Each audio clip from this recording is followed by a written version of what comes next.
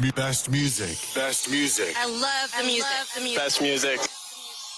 796 The Culture.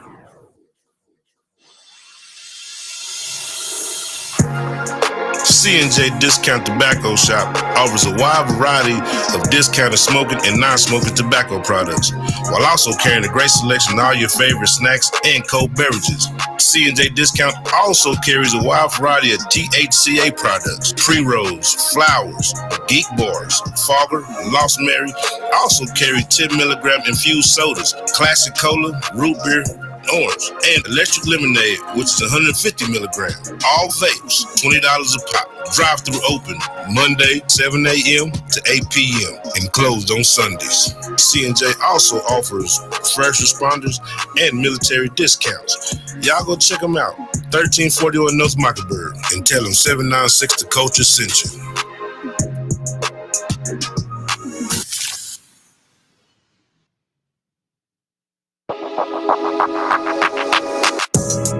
If you're looking for the best deals in town, slide through Best Price Liquor Store. They got an amazing selection of whiskey, cognac, beer, wine, and much more. The best prices around and the vibe that's always on point. Plus, the staff is friendly, helpful, and ready to get you right. Stop by 3502 North 6th Street. That's Best Price Liquor Store. Open Monday through Saturday, 10 p.m. to 8:55 p.m. Stop by, and when you get there, tell them 796 The Culture sent you.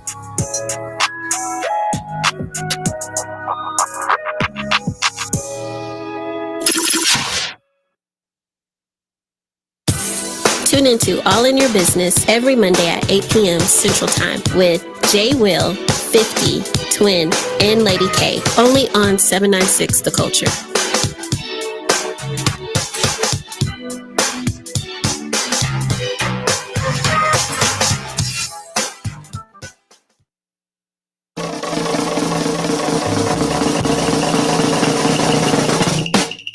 Tune into Gen X The Best every Tuesday night at 8 p.m. Central Time with Dude, Wig, and Naka Flocka, only on 796 The Culture.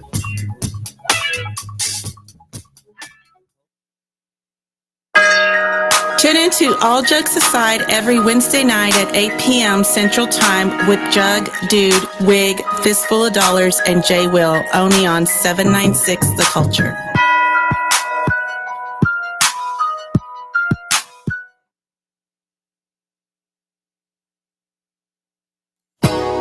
Tune in to the Moments of Passion with Black Moses as he play all of your favorite slow jams on Sunday night, 10 p.m. Central Time.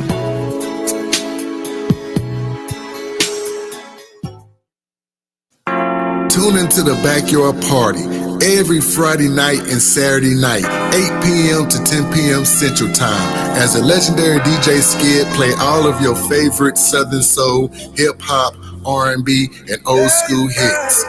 Only on 796 The Culture. Girl, you got it.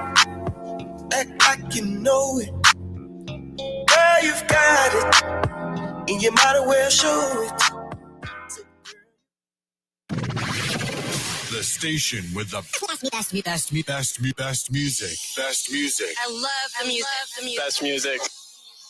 796 The Culture.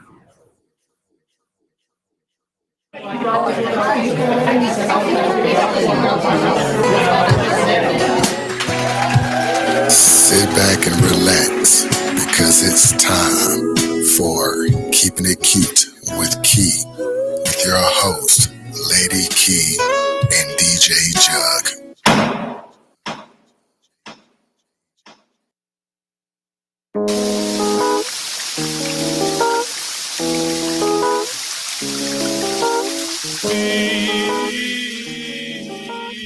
Hey, and welcome to another episode of Keeping It Cute with Key and DJ Jug, and you are live tuned in to 796 The Culture right here, and we are tuned in tonight. It's Thursday night, so welcome to another episode, you guys. So glad you are tuned in and tapped in. DJ Jug, how you doing?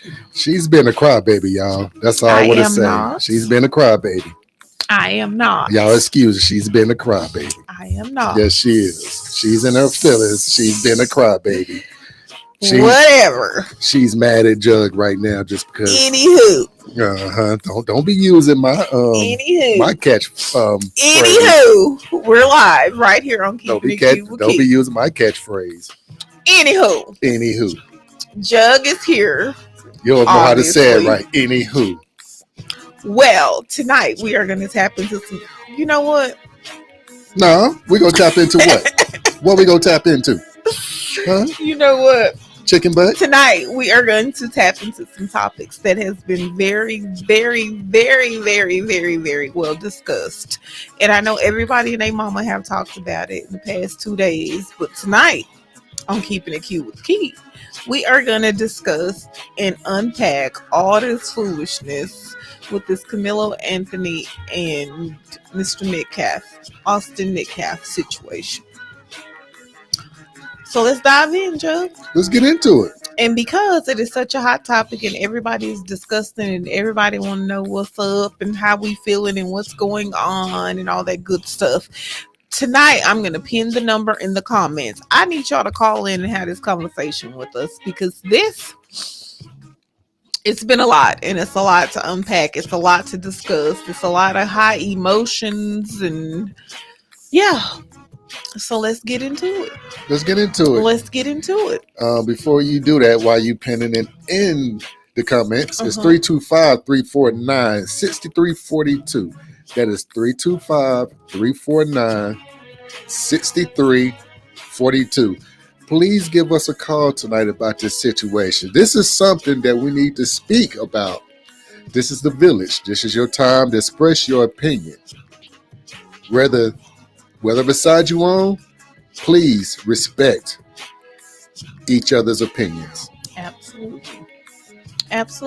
Let's just make sure we keep it clean, keep the language clean, but let's discuss. Let's dive in. Let's see what's going on.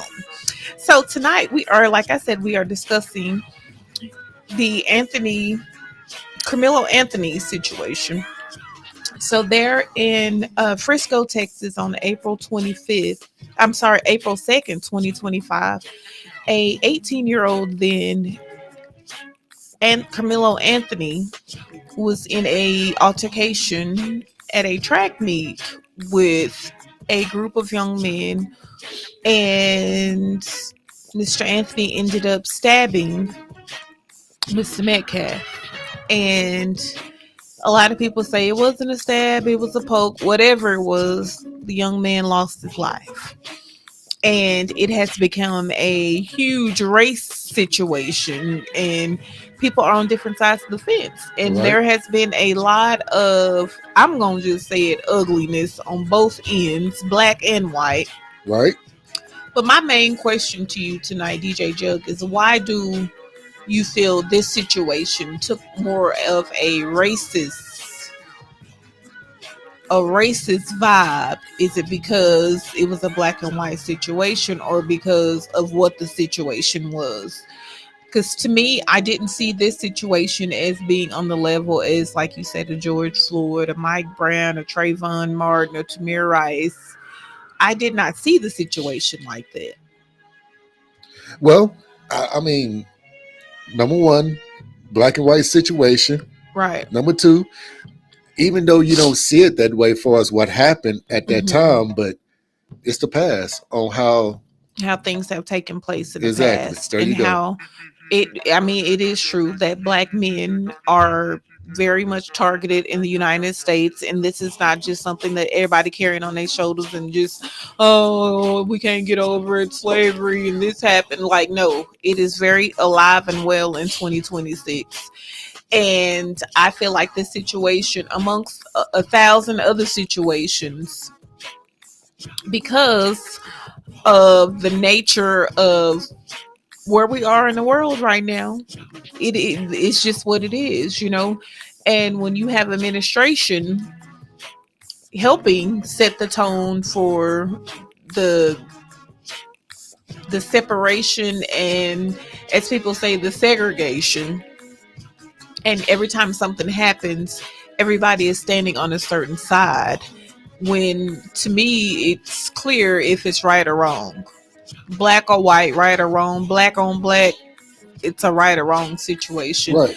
And do I feel like with a lot of the information that we have received in the news and heard in the trial that was reported back, because of course we know the cameras were not able to be in the courtroom when things took place in this situation, but I honestly want to know from you, from a man's standpoint, and being in that situation as a father, how would you have preferred your child to handle the situation? Well, as a father, I'm gonna tell you, Black man to black boy. Yeah. What would be your... this is after the fact rather than before it Well, all happened, I'm saying right? before. Okay, so as we know, obviously, that these children, it was something going on Right. with these young men. There was a group of white young men, and then this black kid. Right. Obviously, something was going on. Yeah. And when I think about the situation with the young man, the black young man, the fact that you already had a knife, and from my understanding, there has been some previous issues and some school suspension or different things. So obviously something was going on with this kid. What was going on in this particular community that you felt like you needed to walk around with a knife? Like, Right. what was the tone? I see a lot of people saying, okay, it's a suburban area, predominantly white, and like, was something going on to make this kid feel like he needed to be in protection mode? Right. And and we talked about this. I felt like when all this was happening before the incident happened, I felt like, was there any communication about this with the parents and the child? Right. Like, hey, did the father sit down with his son and be like, hey, What? Because what's going on? Like, exactly. because now you say that he had to go to ISS because he had the knife right at school. He got kicked out of If school. something like that had taken place, and from my understanding of the situation was reported back during trial, when because of, like I said, cameras weren't able to be in the courtroom, but the way they were discussing what had happened, as if he was in school suspension and wasn't even supposed to be at the track meet. Right. So when that happened, was there a conversation between the parent and the son? Right. Like, hey, what is going on with you and this dude? So we're What's the wanting to know issue? what led up Right. to you feeling the need. What was going on that you needed Right. to have a knife or feel like you needed protection? Like, was something already going on with this kid? Right, because was he experiencing bullying or from... Right, exactly. And I just feel like that it should have been like, if that actually happened to where he got ISS in school, it's going to be reported to the parents. Now the parents know what's going on. Okay, what's up? Why you have a knife in your book bag? What's going down? Right. What's up? Now there's a conversation. Now after that, what happened? Right. Because I feel like, me as a parent, if my son, he gets put in ISS, they call me and say, hey, he had a knife. We're going to have that conversation. If you tell me like, hey, well, such and such, he's been bullying me and everything, so I'm going to have it for protection. Now my next step is call his parents or talk to the school like, hey, I want to have a conference with his parents. Right. Now we can sit and we can talk to each other like, hey, this is what's going on. This what my son said, and I'm just letting you know, hey, let's go ahead and handle this issue at this point before it gets out of hand. I don't know if any of that happened, or if even they knew if the whole ISS thing was really a true state. Right. Well, see, the thing is, when you're dealing with kids, first of all, you have to look at the age and the maturity level, and a lot of times with young men, they feel like they need a certain form of protection to protect themselves for whatever environment that they were in. But they're making it look like the cookie cutter community, and this can't happen in our community. But obviously something's going on in this community with these kids. Right. That these temperaments, what was going on with the meth cap young men that felt like it was okay to put their hands on somebody or push them out of their tin or whatever the situation was. It's like, where did the negative energy come in at to where it escalated to us physically even touching each other? Right, that's what I'm saying. Somebody out there knows more information on how all Exactly. this What were started. the exchange? What were the relationship? What were the correlation with these kids that automatically made this kid? Did these young men have a reputation? Right, What was going on amongst these children? And right. I feel like we have all put our adult opinions and emotions in it, because if it was my child, I teach mine to take up for themselves. And okay, that's fine, but you also need to teach them to make it home. Well, yeah, You definitely. know what I'm saying? But Like, and when I say teach them to make it home, I mean teaching conflict resolution, teaching using your words. What happened to we fight? Like, what was going on that that we automatically go to extreme sense of like a knife? These are kids, like automatically in our heads back in our day growing up, we're gonna whoop your behind. Like, we well, gonna fight. And if I get beat up, you gonna fight me every time I see you. Like, that's the mentality we had back in the day. We were fighting. well, once again, you're right, but that was us, different time. This is a Yeah, conversation we need to have with our children absolutely. But what rather I'm than saying sit here and is, like, say, what's the well, back in our day, energy? we used to do this, we used to Right. do that. Well, We but need the to reason why have a I'm saying conversation. that, you're absolutely right. But the reason why I'm saying that is, I know that we can't compare because we are living in different times and things are different. I completely get that. But what I'm saying is, what happened to the sense of, like, why are we packing guns and knives, and like, what is going on? Like, what is the underlying rooted issue that makes you feel like you need to walk around with a certain level of protection like this with kids, your peers? Right. And I feel like that's one part that's being left out. They Exactly. leaving out what started this, what Exactly. happened. What is the underlying current of what is going on with these kids? Was it a situation that we got into it about a girl? Because we know that Mr. Anthony was dating a girl, a Caucasian young lady. You know what I'm saying? So it's like, what was going on? Was it a female situation? Because you're dealing with young men. So was it something said on the football field during football season when we was playing against each other because they are rival schools? Like, what was going on to make this kid feel like I need a certain level of protection and I needed it for this particular person?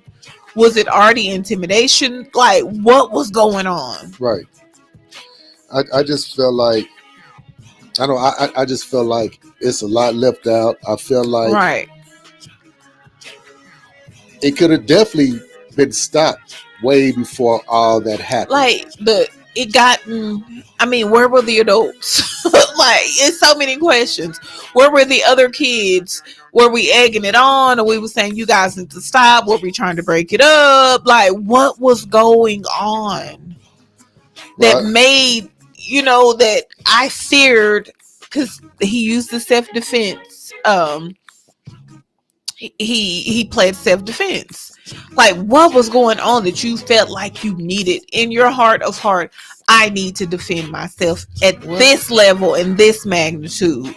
Like, what was that energy? Like, what well, was going on? if you know the state of Texas, like you can't sit there as far as self defense. They have far as Right. that's not going to hold up. Only if you use the same type of force that person's using. Right. If that person pulls out a gun, you have every right to pull out a gun and protect yourself. Right. But if he or she don't have a weapon at that moment, you can't pull out a weapon. You Right. can't do that. Right. Even which I don't want to get to that yet. I will get to that after we. Uh-huh. But go ahead. But I just, like I keep saying, and I've said 1,000 times in the past 2 minutes, what the heck was going on with these kids? Well, That the energy and that I feel the need to defend myself in this the suburban neighborhood. It's not like you in the hood. and you in the DFW, you're not in Stop Six, you're not at like places that you consider it to be crime and violent. It's like, as his family said, my husband, his mom did a press conference, worked hard to get our kids out of the hood, out of the neighborhood, and somewhere that we felt safe in our community and all this. I understand that, but did we give him the tools to be able? Did something happen where he was and he kept that defense of, like, what has happened in these kids' life? That, or on the mid-cap side, was there racist and things being said, and why this Nick, up under our 10, and like, what was going on? What was the, I'm bigger than, like. To be honest, I think, my opinion, and people go take this wrong, I think it was more of a kid situation. It wasn't about Right. what's this black. Right. You know what I'm saying? It was a Under our kid tent. exchange. It was right. a kid exchange. It's Young like, people hey, being young people. get from under our tent. Right. You don't go to the school. I'm bigger than you. You know what I'm saying? What you go do? You don't go. You know what I'm saying? I mean, you see it So all the time. basically, something small, the devil had his way. And after that happened, then it turned. I feel like after that, it turned into a race. The war. enemy just really had his way. Yeah. It was a situation. I, honest to God, feel like that was an opportunity for the enemy to have his way, and it's so heartbreaking. A kid lost their life. There is a 18, 19-year-old young man now sitting in prison that does not have a background. Ain't never been in no trouble besides small kid stuff. And that right there is what pisses me off. Is this right here?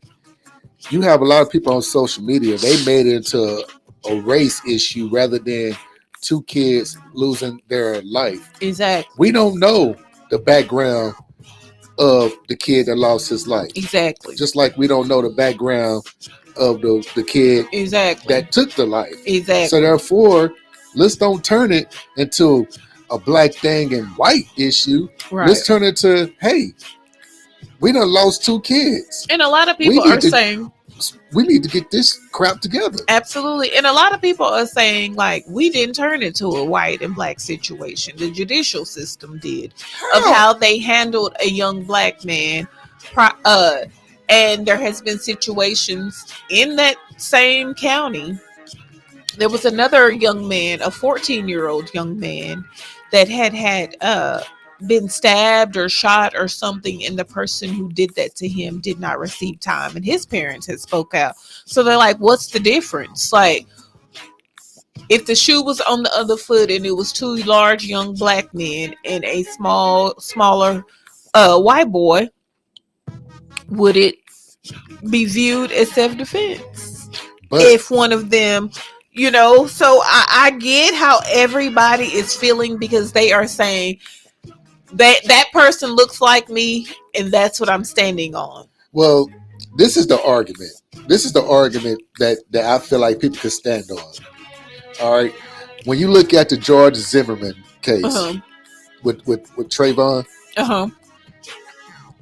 Trayvon didn't have a weapon at all. He pulls out and he kills him. And he turns, and he pretty much gets away with it. Right. So I can understand that part. Right. I can understand that. That this young man didn't even get.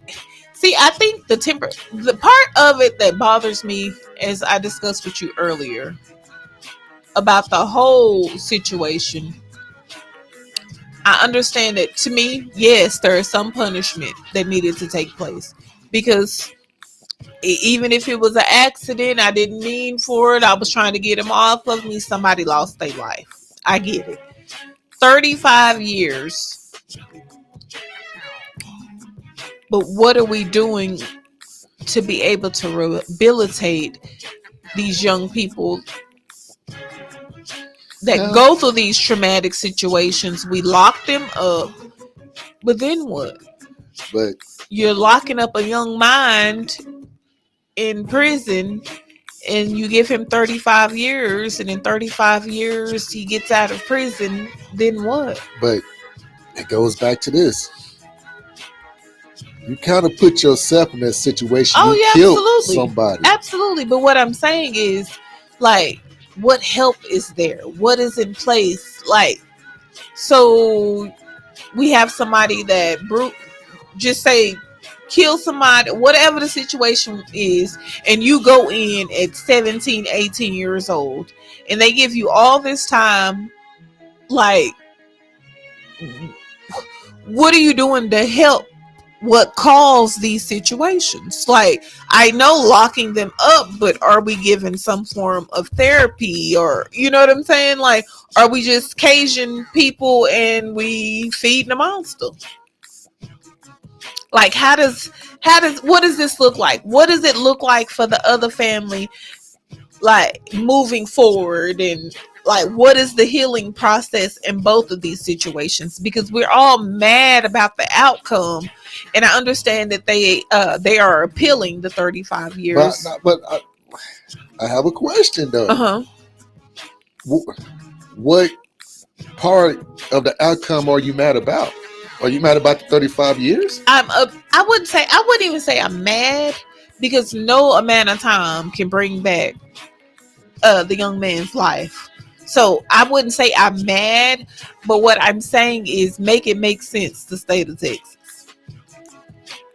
Now, Amber Geiger, she shot Botham Jean in his own apartment. You came into his apartment, innocent man, and received less time than this young man did in this situation. And these are kids. And this was a teachable moment, not a set of example moment. All right, so shout out to Kareem Mitchell. He says it was self-defense, period. There is a tape. When people see it, you'll understand why he did it. And you know what? And like I said, we don't have the visual. We are just taking what was stated in court. In court, the defense did present their case as a self-defense, and it was declined because of the testimony. So I understand that, and from our opinions and from our adult mind frames and what we see and what we feel, that's my kid. That's, you know what I'm saying? Like, he was taking up for himself. He felt like his back was against the wall. I understand all of that, but was his life in danger? Well, you know, and I'm gonna tell you this: self-defense in murder trials, was your life in danger? Well, I'm not your ego, not your emotions, not your boys' manhood. Was your life in danger? I'm gonna say this. I'm gonna say it now. Number one, like, I'm not picking any side, because there's losses. There's losses on both sides. Absolutely. It could have went both ways. You know what I'm saying? It could have went both ways. And me, I feel like all that could have been prevented. Absolutely. It all could have been prevented. If they had the proper tools of communication and the proper tools to handle being emotionally intelligent, has to be taught to these young people. No, but I'm gonna tell you, it could have been prevented.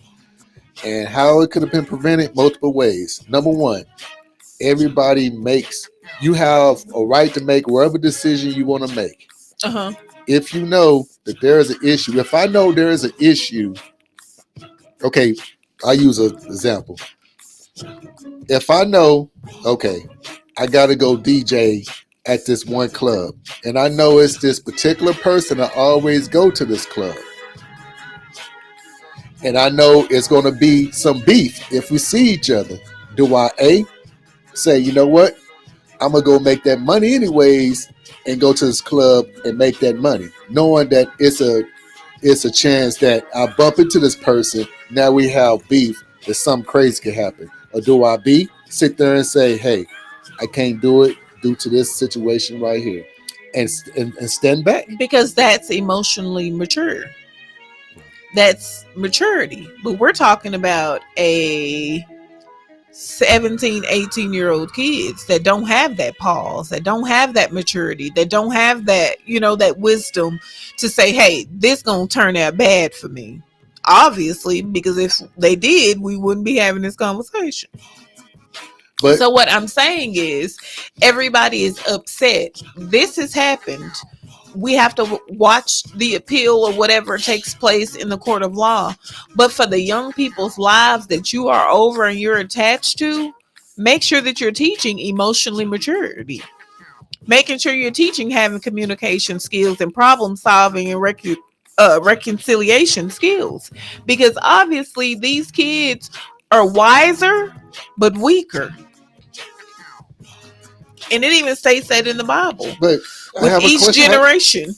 But as a teacher or school, if you don't know it's going on, if it's not brought to you, then how can you Exactly, fix and it? that's what I'm saying. Now that we obviously know that there is an underlying issue, Yeah, now you know, and after sometimes two lives were lost.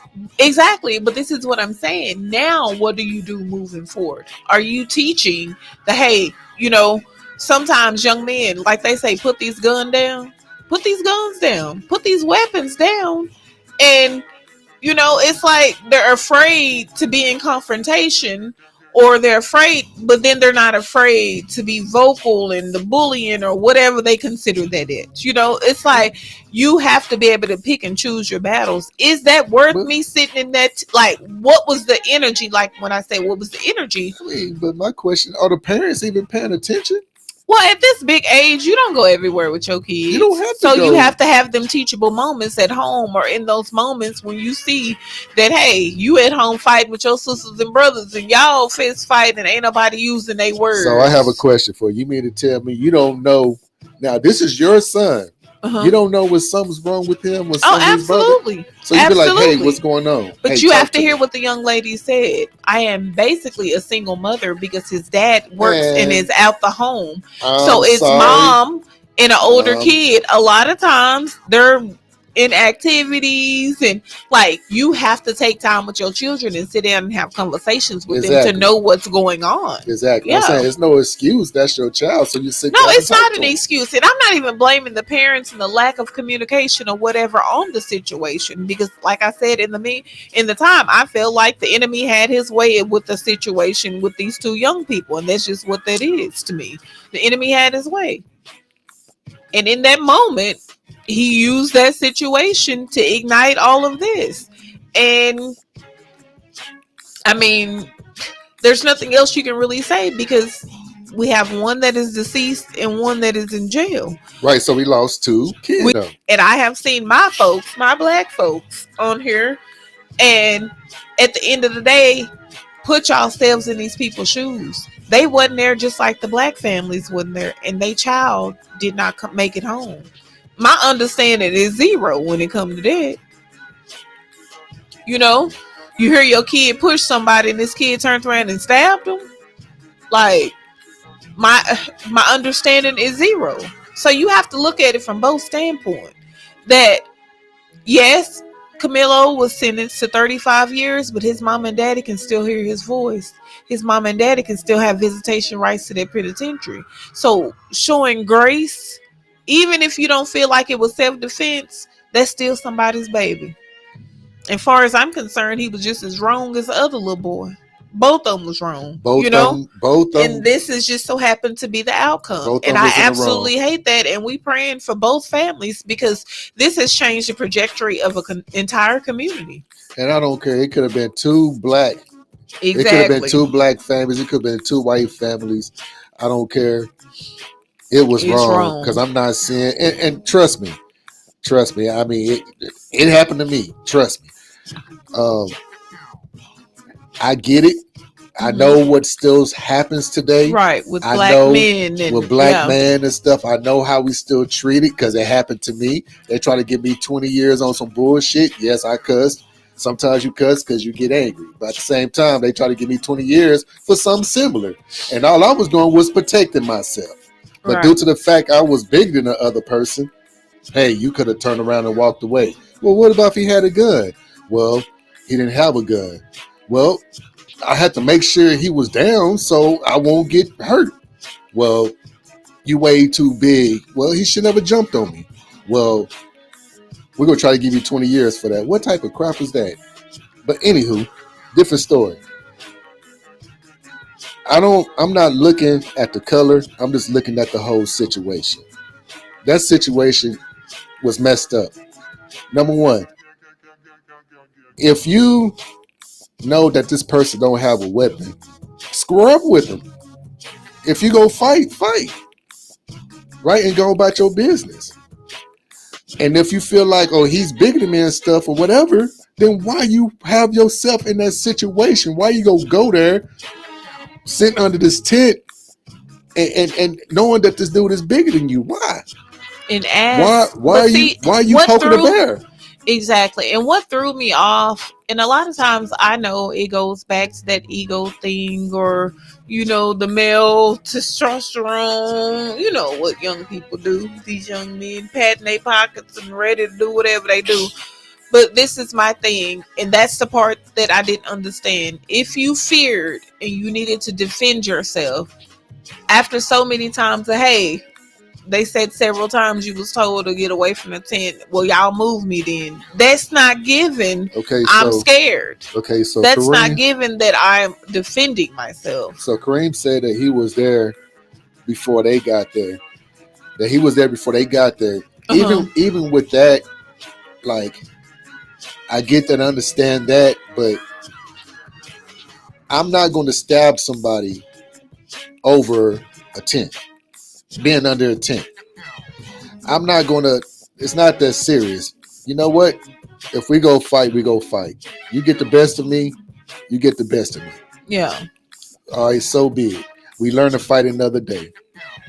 But stabbing somebody, you taking their life and your life. And from my understanding, like I said, the report said that he was like, you touch me and I'm gonna show you why you shouldn't have, or something to that nature. Not saying those were his words, but what I'm saying is something to the nature of, I'll show you better I can tell if you put your hands on me.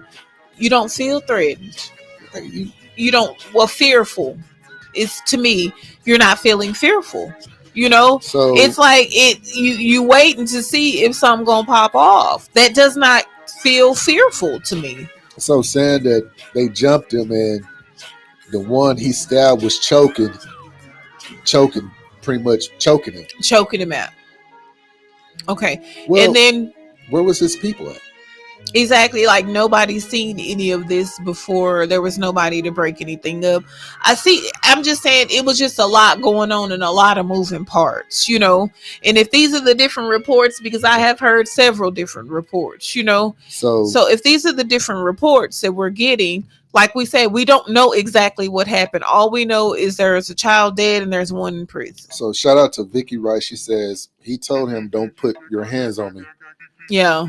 And I understand that, but at the same time, that means you were feeling threatened, and that was your time to get up and remove yourself. Not say don't put your hands on me and you feel like I need to reach for my bag. That means it's time to get up and move around. So was it like provoking and waiting for something to happen so you can use this knife that you already know you got in your bag and you referring to it? You see what I'm saying? That's what throws me off. I just felt like this situation could have went. It could have been handled. Exactly. It could have been a kid fight, and So Vicky says he brought a knife because they had been bullying him.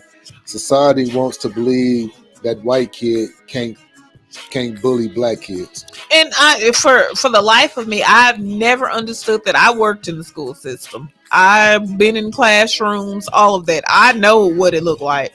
It's on both parts, so it's not a black and white, but white kids don't do this and black kids do this. I'm not saying that at all. What I'm saying is ain't nobody innocent in this situation. The devil had his way. If they had been bullying, and my thing is this, if they had been bullying you and you came and sit your behind under that tent, that means you were looking for something. Because if you're feeling threatened and these are the people that bully me, I stay away from them. Yeah. And obviously, you know what school they go to. You know what I'm saying? So if that's the case, you came looking for something. If they had been bullying you and you sitting up under this tent and you're referring when you're in conversation about this knife being in your bag, yeah, you put your hands on me, I got something for you. We all know what that means. And and this so that's why I'm saying I don't understand. And this is a little bit off topic, but it's similar. My son, he was in that shooting that happened in Crawley a few years back. It was his graduating year, and he said that the boy walked in the classroom and he saw my son, and he told my son, "You can go because you never bullied me." And that's when he walked out. He said he started hearing gunshots and everything. So I get it, the whole bullying Right. and stuff, but man, it can be. But if you were fearful, why you gotta? Why did you come there? If you're fearful, Are you? In other words, and you're bullied out of every place you could have sit at that track meet. In other words, why? Are you going? Other words, are you going there the same way the kid at that school said he walked in with that gun and he told my son, "You never bullied me. You can go. Right. You always been good to me. You can go." And my son walked out, ran out, and that's when the shooting started happening. Now, did he went to that school looking to hurt somebody? So is this what he was doing? He was going to that track meet to sit under that tent. Were you going to defend yourself from something that happened earlier? Because if that's the case, that's not self-defense either. Because at the time of the situation, you were not in direct. I feel like it could have been prevented if you just would have never went. Exactly. Why even go? Why even? Because, but see, you see what I'm saying? You don't. If you're feeling if you're not running, and you've had previous problems with these particular children, even when you seen them walking up, why didn't you get up and walk the other direction? Well, no. You see what I'm saying? And that doesn't make you scary. So to me, if you knew you got bullied by these people, you're having conversation and you're referring to put your hands on me, I got something for that. You know, like, are we sitting up waiting for something to take place? Like, that's what's confusing to me. Well, I just feel like, number one, if I don't run track and I know that I'm not going to go in middle of the, where everybody else that runs track, I'm not going to go there. Why not just chill in the stands? They had the tents in the stands. They were on a weather delay because it had been lightning and raining and different things. They were on a weather delay. So this happened in the stands. In the stands, they had the tents up in the stands. Right. So he was sitting in the stands under these folks' tent. Right. You knew what school these kids went to, and you seen them coming up there. Oh, these are boys I'd have had a problem with. They matched this. Their uniforms matched this tent I'm sitting under, or whatever the situation was. And then when you were asked to leave, it was on. So what made me move in? Well, and on top of, I just feel like it's just a messed up situation because I feel like even with this young black man sitting under this tent, like the other kid, like, okay, instead of you pushing him, okay, so somebody said he was called up under the tent by another kid, one of his friends. So that's why he was under the tent. Okay, so if he was he was under the tent. So now this other kid that came up and pushed their mutual friend called him over under the tent, and then the other boys because it was raining. Which that's what Vicky says because it was raining. Okay, and that's good. That that's cool.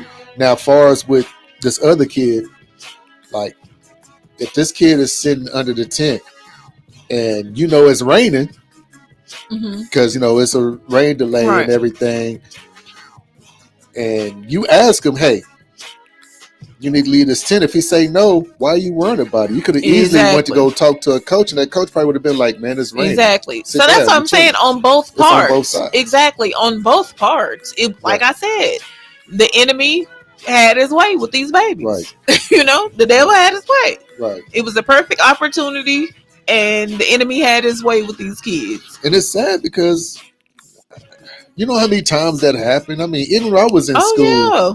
When I was in school, you have, somebody that you have a little beef with, but something like that. Right. We knew, this is not the time and place. Right. You know what I'm saying? I ain't tripping. And see, I honest to God feel like when everything was going on, of course, you got friends hyping things up, and everybody probably talking trash, and you know how kids are. I'm on what stand on one side, yeah, the hoorah, and then the high side, and then the ain't no telling what was going on. Right. So Vicky Wright says when they release the tapes, I believe you both will have different perspectives. And once again, like I said, I haven't watched any of the tapes or anything like that. But at the same time, I feel like I can't. The main point is that two kids lost their lives. Absolutely. 2 kids lost their lives. Absolutely. I don't know the situation. I just don't want to be on either side. Right. I don't want. Absolutely. And that's what I'm saying. I don't have all the details. Right. But all I do know is Camelo stabbed Austin. Now we could be mad.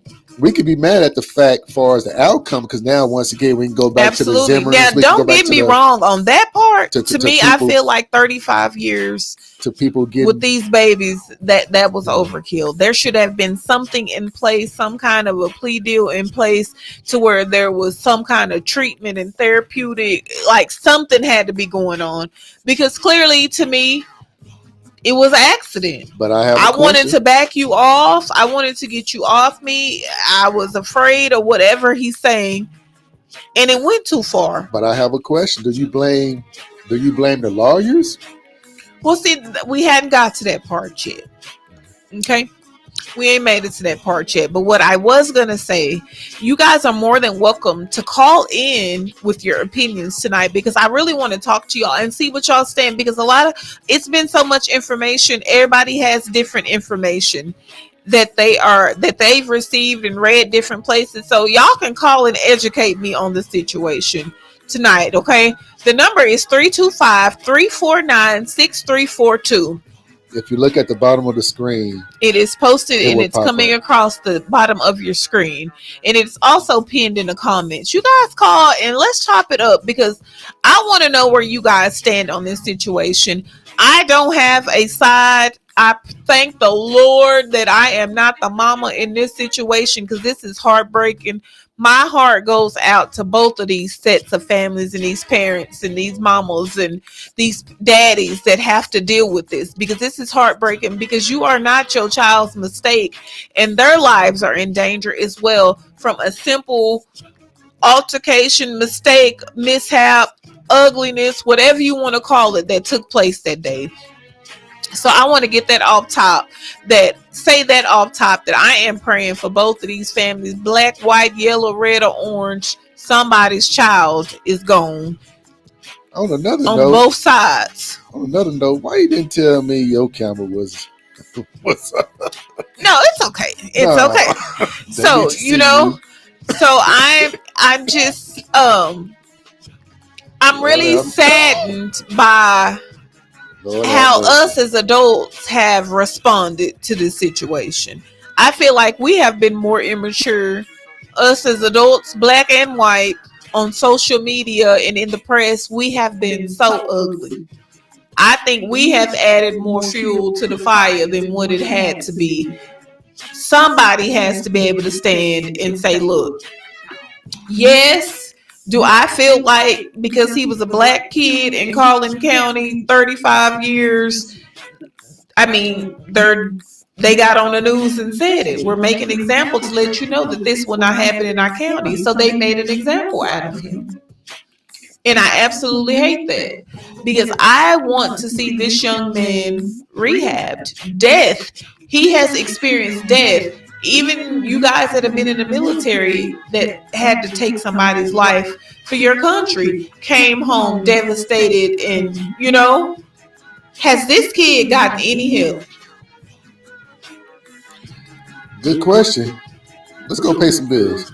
We need to pay some bills. Yeah. Okay, we ain't paid bills in the whole hour. We just been talking. Yeah. All right, so you guys are tapped in and tuned in to Keeping It Cute with Key. I know I sound a little congested tonight, y'all. Excuse me, but I am your girl, Keeping It Cute with Key, and I am here with DJ Jug. And stay tuned in to 796 The Culture. You guys will be back. We're gonna finish this discussion. We're gonna wrap this thing up.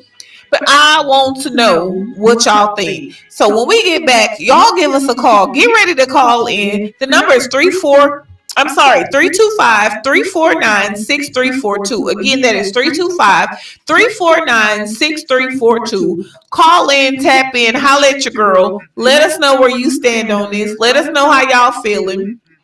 And if you do have a solution of what we can do and some suggestions about making sure that we having these conversations with our young folks. So, hey, it's 796 The Culture. I'm your girl, Key, and we'll be right back.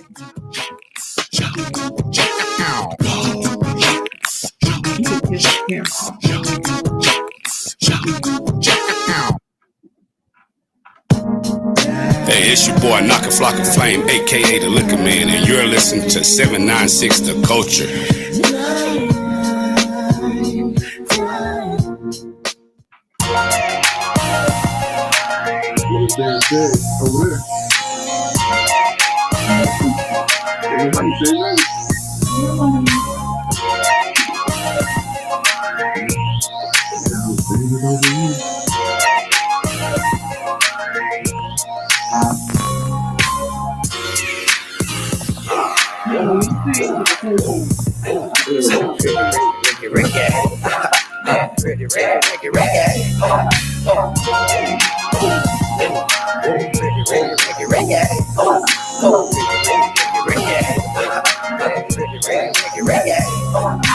Five in the morning, I'm talking dirty to you. And now I'm on the hotline.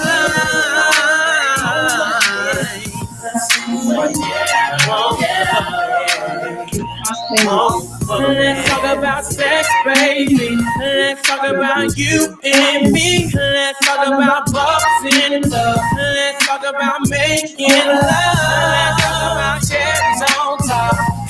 Girl, it's going down. I wanna talk dirty to you, baby.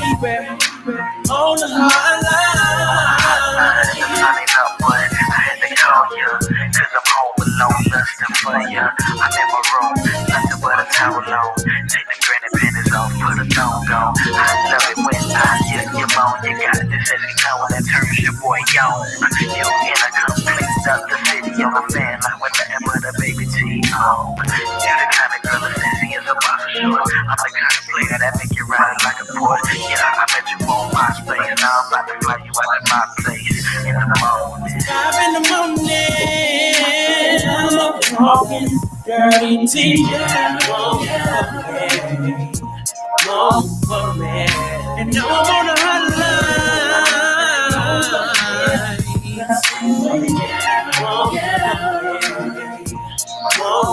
Let's talk about sex, baby. Let's talk about you and me. Let's talk about bubbles in love. Let's talk about making love. Let's talk about cherries on top.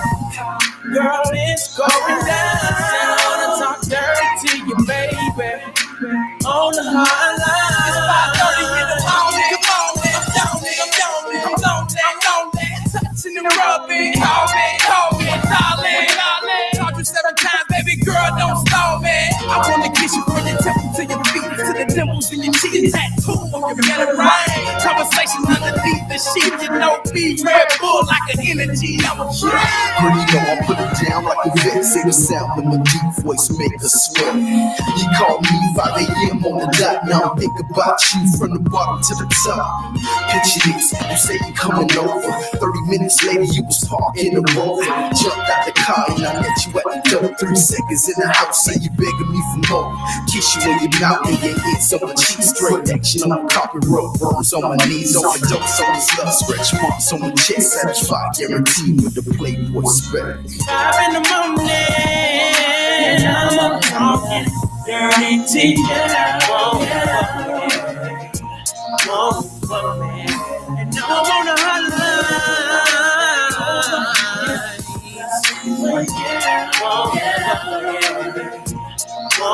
Let's talk about sex, baby. Let's talk about you and me. Let's talk about bubbles in love. Let's talk about making love. Let's talk about cherries on top.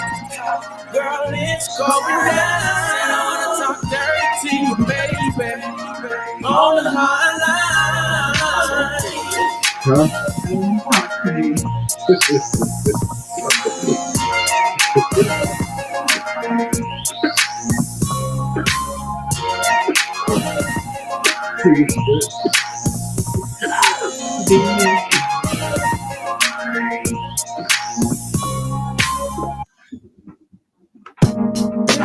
it's your boy Knock a Flock of Flame, aka the Liquor Man, and you're listening to 796 The Culture.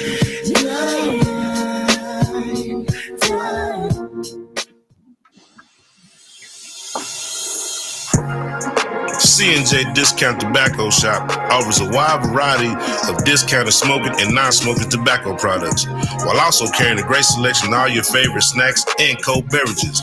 C&J Discount also carries a wide variety of THCA products, pre-rolls, flowers, geek bars, fogger, Lost Mary. Also carry 10 milligram infused sodas, classic cola, root beer, orange, and electric lemonade, which is 150 milligram. All vapes, $20 a pop. Drive-through open Monday, 7 a.m. to 8 p.m. and closed on Sundays. C&J also offers first responders and military discounts. Y'all go check them out. 1341 North Mockingbird, and tell them 796 The Culture sent you.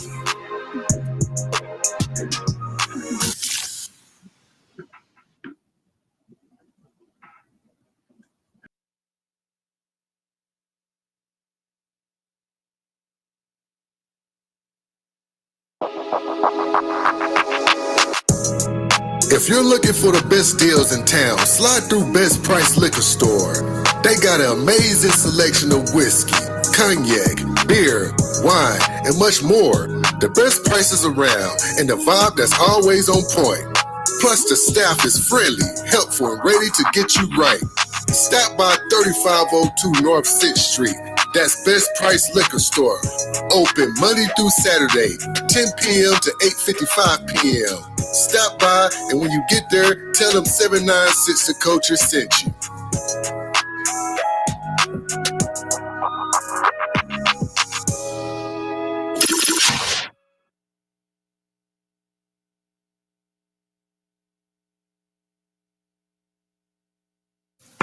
Tune into the Backyard Party every Friday night and Saturday night, 8 p.m. to 10 p.m. Central Time, as the legendary DJ Skid play all of your favorite Southern Soul, Hip Hop, R&B, and old school hits. Only on 796 The Culture. Girl, you got it. Act like you know it. Girl, you've got it. And you might as well show it.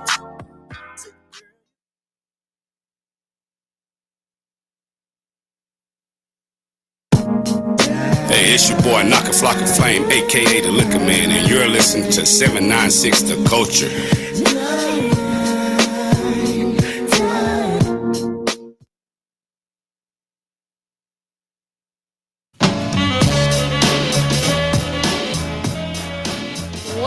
What's up? I am your girl Kira Kill, and we are back. You are tapped in and tuned in to 796 The Culture. And listen, it is Thursday night, so y'all know how we do it on Thursday nights. We keep it real, we keep it live, and we keep it raw. So I pray that you guys are having a blessed Thursday. And we have been discussing the topic of Carmelo Anthony and Austin Metcalf. And we were speaking of the death of Austin Metcalf and the sentencing of Carmelo Anthony. And I wanted to share some information. The defense, the central question was whether Anthony was responsibly believed deadly force was necessary. That was the prosecution's whole in the whole fight.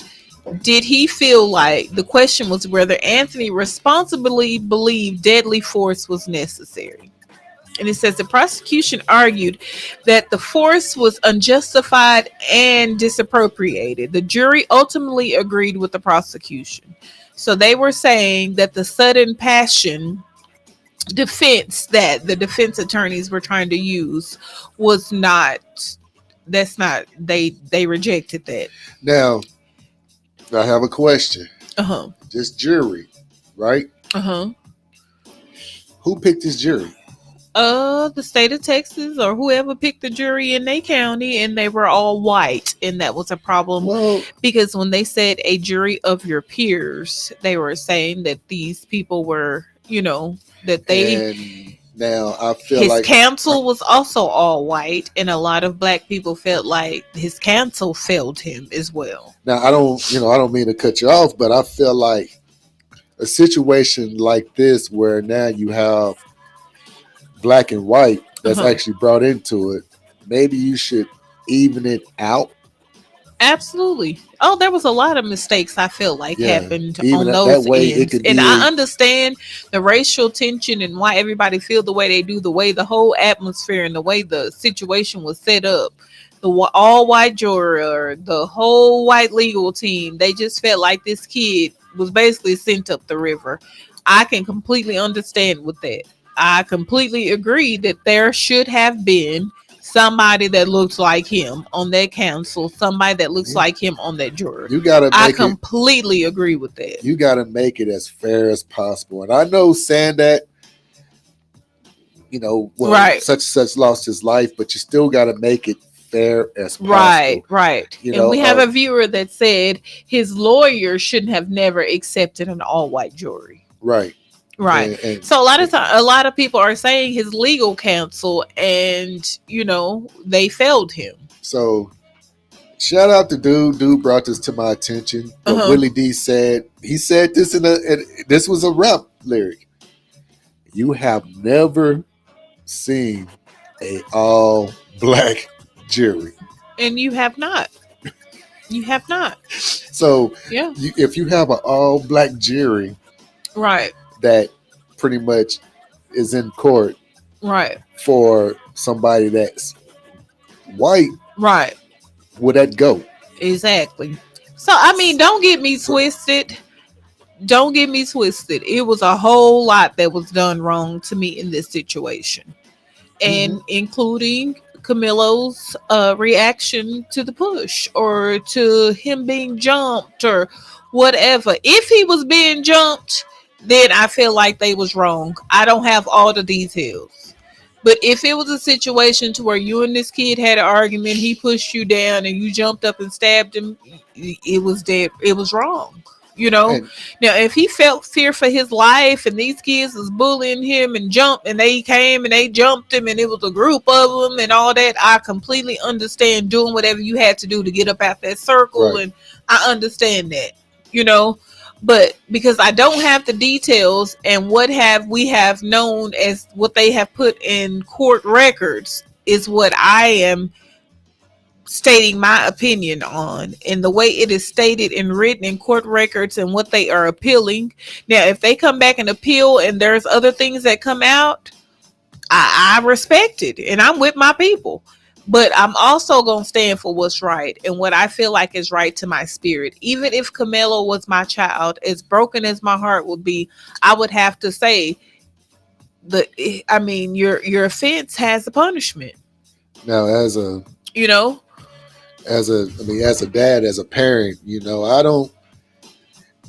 I'm not taking any sides because once again, We don't have all the facts, we obviously. don't have all the facts, don't know what's going on, and I see wrong on both sides, ends, on absolutely. both ends. I feel like this whole court hearing, it The wasn't. whole setup was wrong. Yeah, it was wrong. It was wrong, but at the same time, why put yourself in that situation? I understand if he was bullied and people jumped him, then yeah, you have to get people off of you. But at the same time, man, like why even? I don't know. I mean, I just Yeah, that grabbing the knife and referring to the knife in the conversation that y'all were Like, how previous did you- having, like, how you did know, you even it's get just to your knife? in my head. To me, if I'm referring to my pistol and I'm telling you, you bring your behind over here and you put your hands on me, I'm gonna blow you away. Like, I'm referring and I'm letting you know what I'm finna to do to you. So it's like in his mind, he had his defense already made. of what he was going to do if something took place. He came prepared, as they say, to defend himself. But were you defending yourself in the right situation And to that level? and and on top of that, like just jumping on the other side,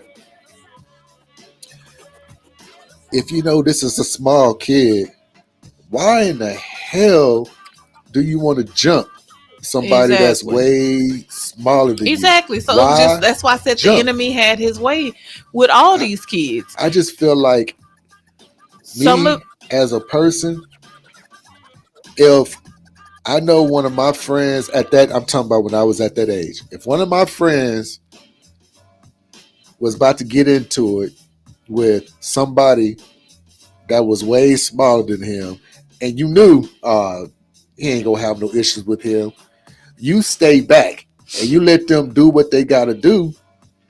And when it get out of hand, you grab your hey, that's enough, bro. You already got him. That's enough. right, Let's go. right, But that wasn't happening. right, They like they jumped this little kid that was right. 5'7". They jumped him Right. and And they if that's 6'2", what's and taking place, I understand that. so And if that's what happened, I understand why everybody is screaming self defense. right. If that's how it took place and he was in a whole huddle and there was a whole bunch of kids wailing on him and he trying to get up and he's fearing for his life and I So don't know if somebody hit him in I don't know the details so to they that standpoint, but what I'm saying so they is, are in the wrong as well. oh, absolutely. It was just a bunch of wrong, Yeah. you know? And at the end of the day, the person that was standing with the weapon in their hand, it has to be some form of a punishment there. Do I believe 35 years? I feel like it's overkill. I really do. Because I feel like he did not get a fair shake and a fair, the details to be out.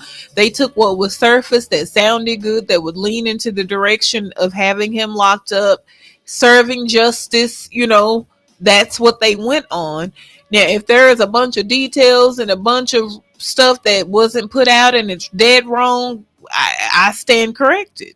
But And from what is stated and from what I have seen and listened to from the court proceedings and stuff, if it took place the way they written it, is the justice system full of mess and lies and BS? We've all seen that play out a yeah, million times, especially when it comes to us. So it is a great possibility that's exactly what went on.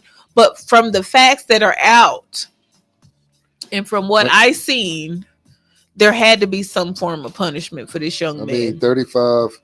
35 years.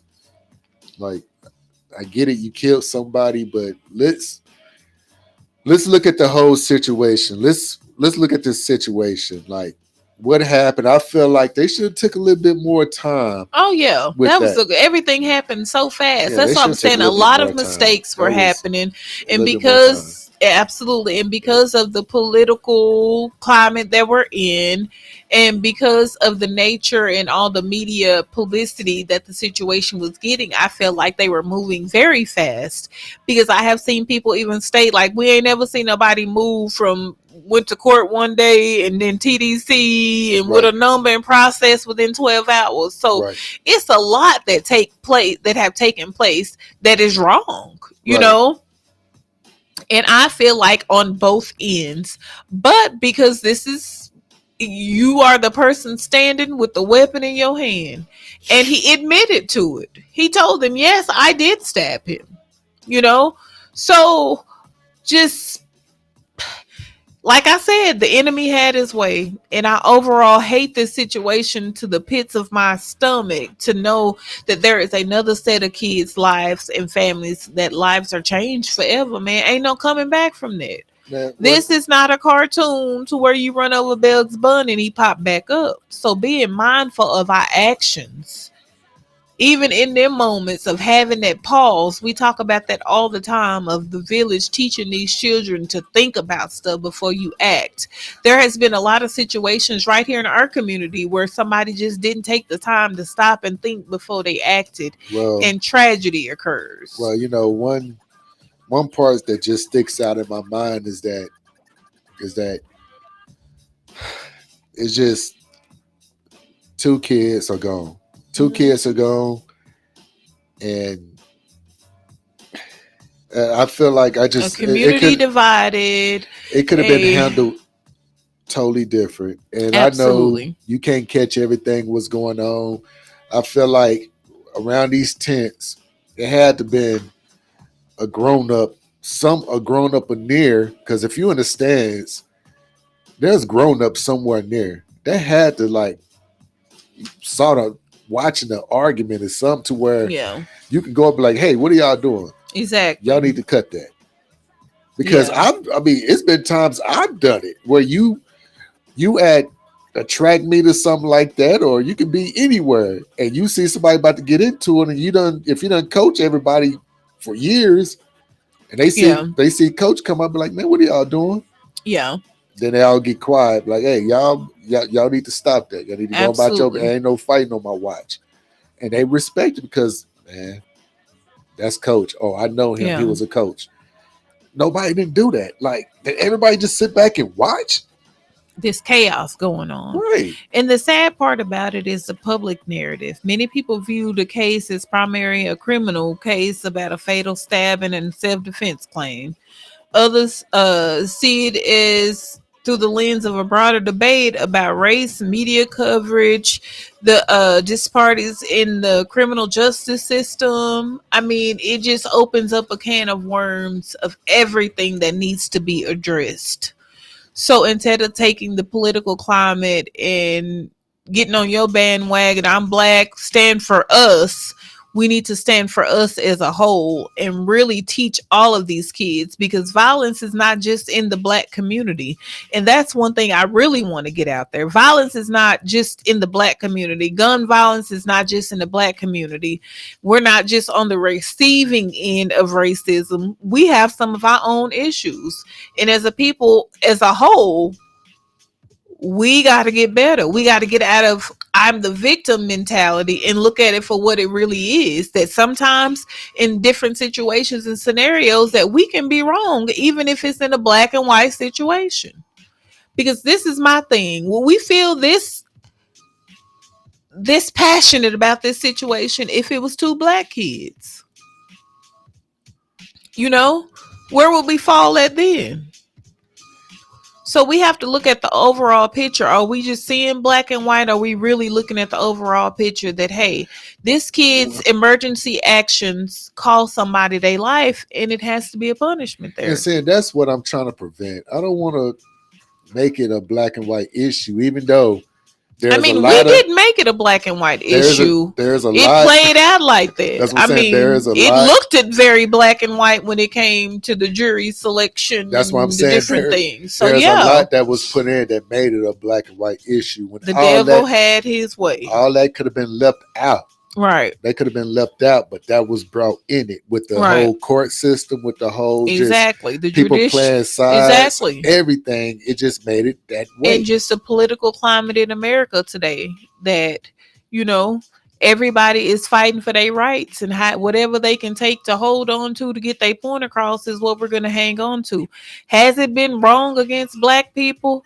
Tamir Rice, Trayvon Martin, Botham Jean, all those situations were horrible situations. Just the young man with the child situation, with the Mr. Child situation, just within this month, that the verdict come out and they do nothing to him for killing an innocent black man. So absolutely, everybody is looking at this situation like, once again, here we are with the injustice with the black man.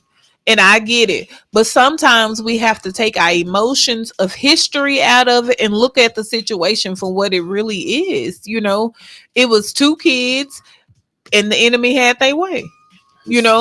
One of them used quick, fast judgment that wasn't the best judgment, and another kid lost their lives. Yeah, Has anybody sit down and ask Camilo how he feel about what has taken place with his life? Because at the end of the day, this is his life that we're all discussing. How is he feeling about the situation? How does he feel to now know that, hey, somebody's life was taken after I made us, like all these questions need to be addressed. I feel like what's going to happen. I feel like this case is going to be opened back up. It's going to get appealed. They're going to approve of it, and I feel like more details will come more about. details gonna come out, and I think it's gonna rule far as it's gonna be. Hopefully, it's gonna be fair. Right. Hopefully, it's gonna be fair. Is it gonna be fair? Like out of my eyes, Because not out of my eyes as a black person, is it gonna be fair? It's never really fair for us, but right, I feel like open this case more up. light will be Yeah, shined more line on be what shined to where happened. now we can lower that sentence Right. and to where we can get this Right. young man help and we can.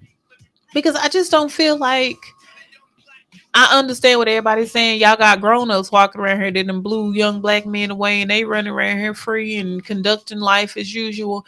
And then this young man doesn't even get a second look or grace. I absolutely agree that that was so wrong.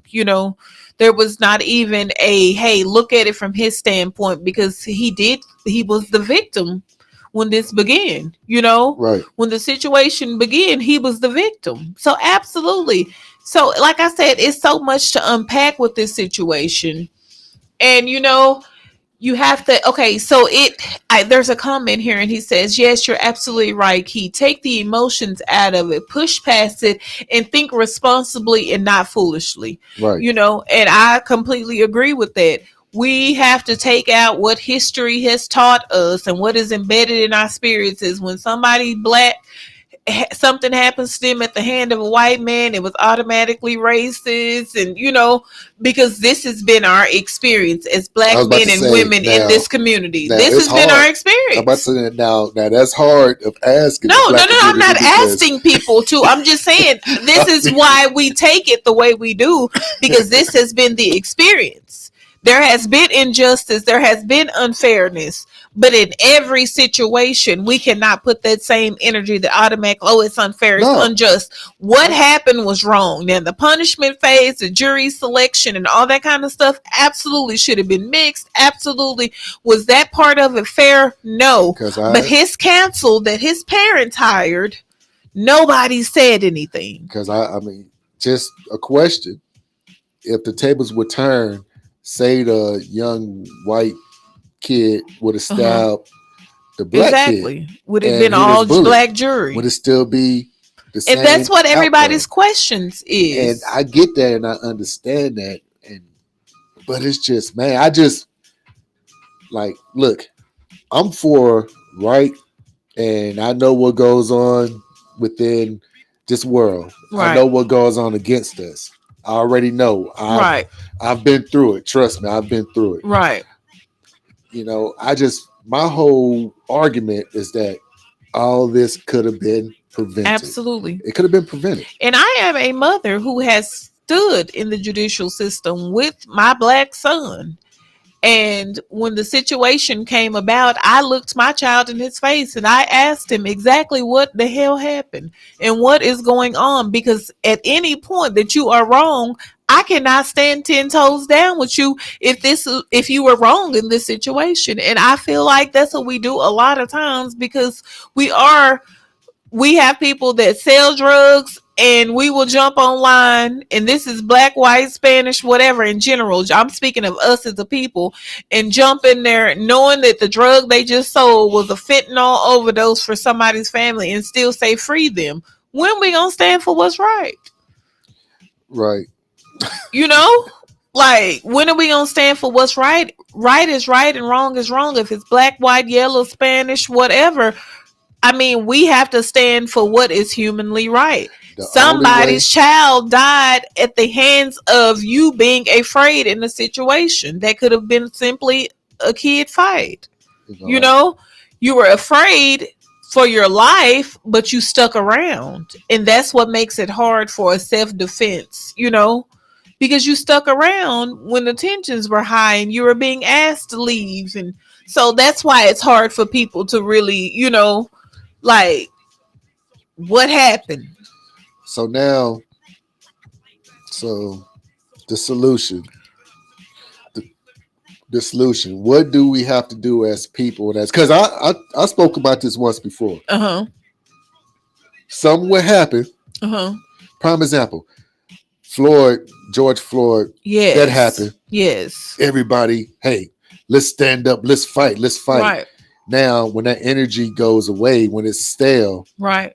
everybody go back to normal life. Exactly. They go back to normal life and something else happened and we'll be mad all over again. Trayvon, same thing. It got stale. Well, I wouldn't say stale. I feel like with time, it's so much happening politically in the world and different stuff going on. Life happens, but somebody's is still everyday life affected by that situation. His family, his parents, every day, because we say the story is old and stale and the book got dust on it.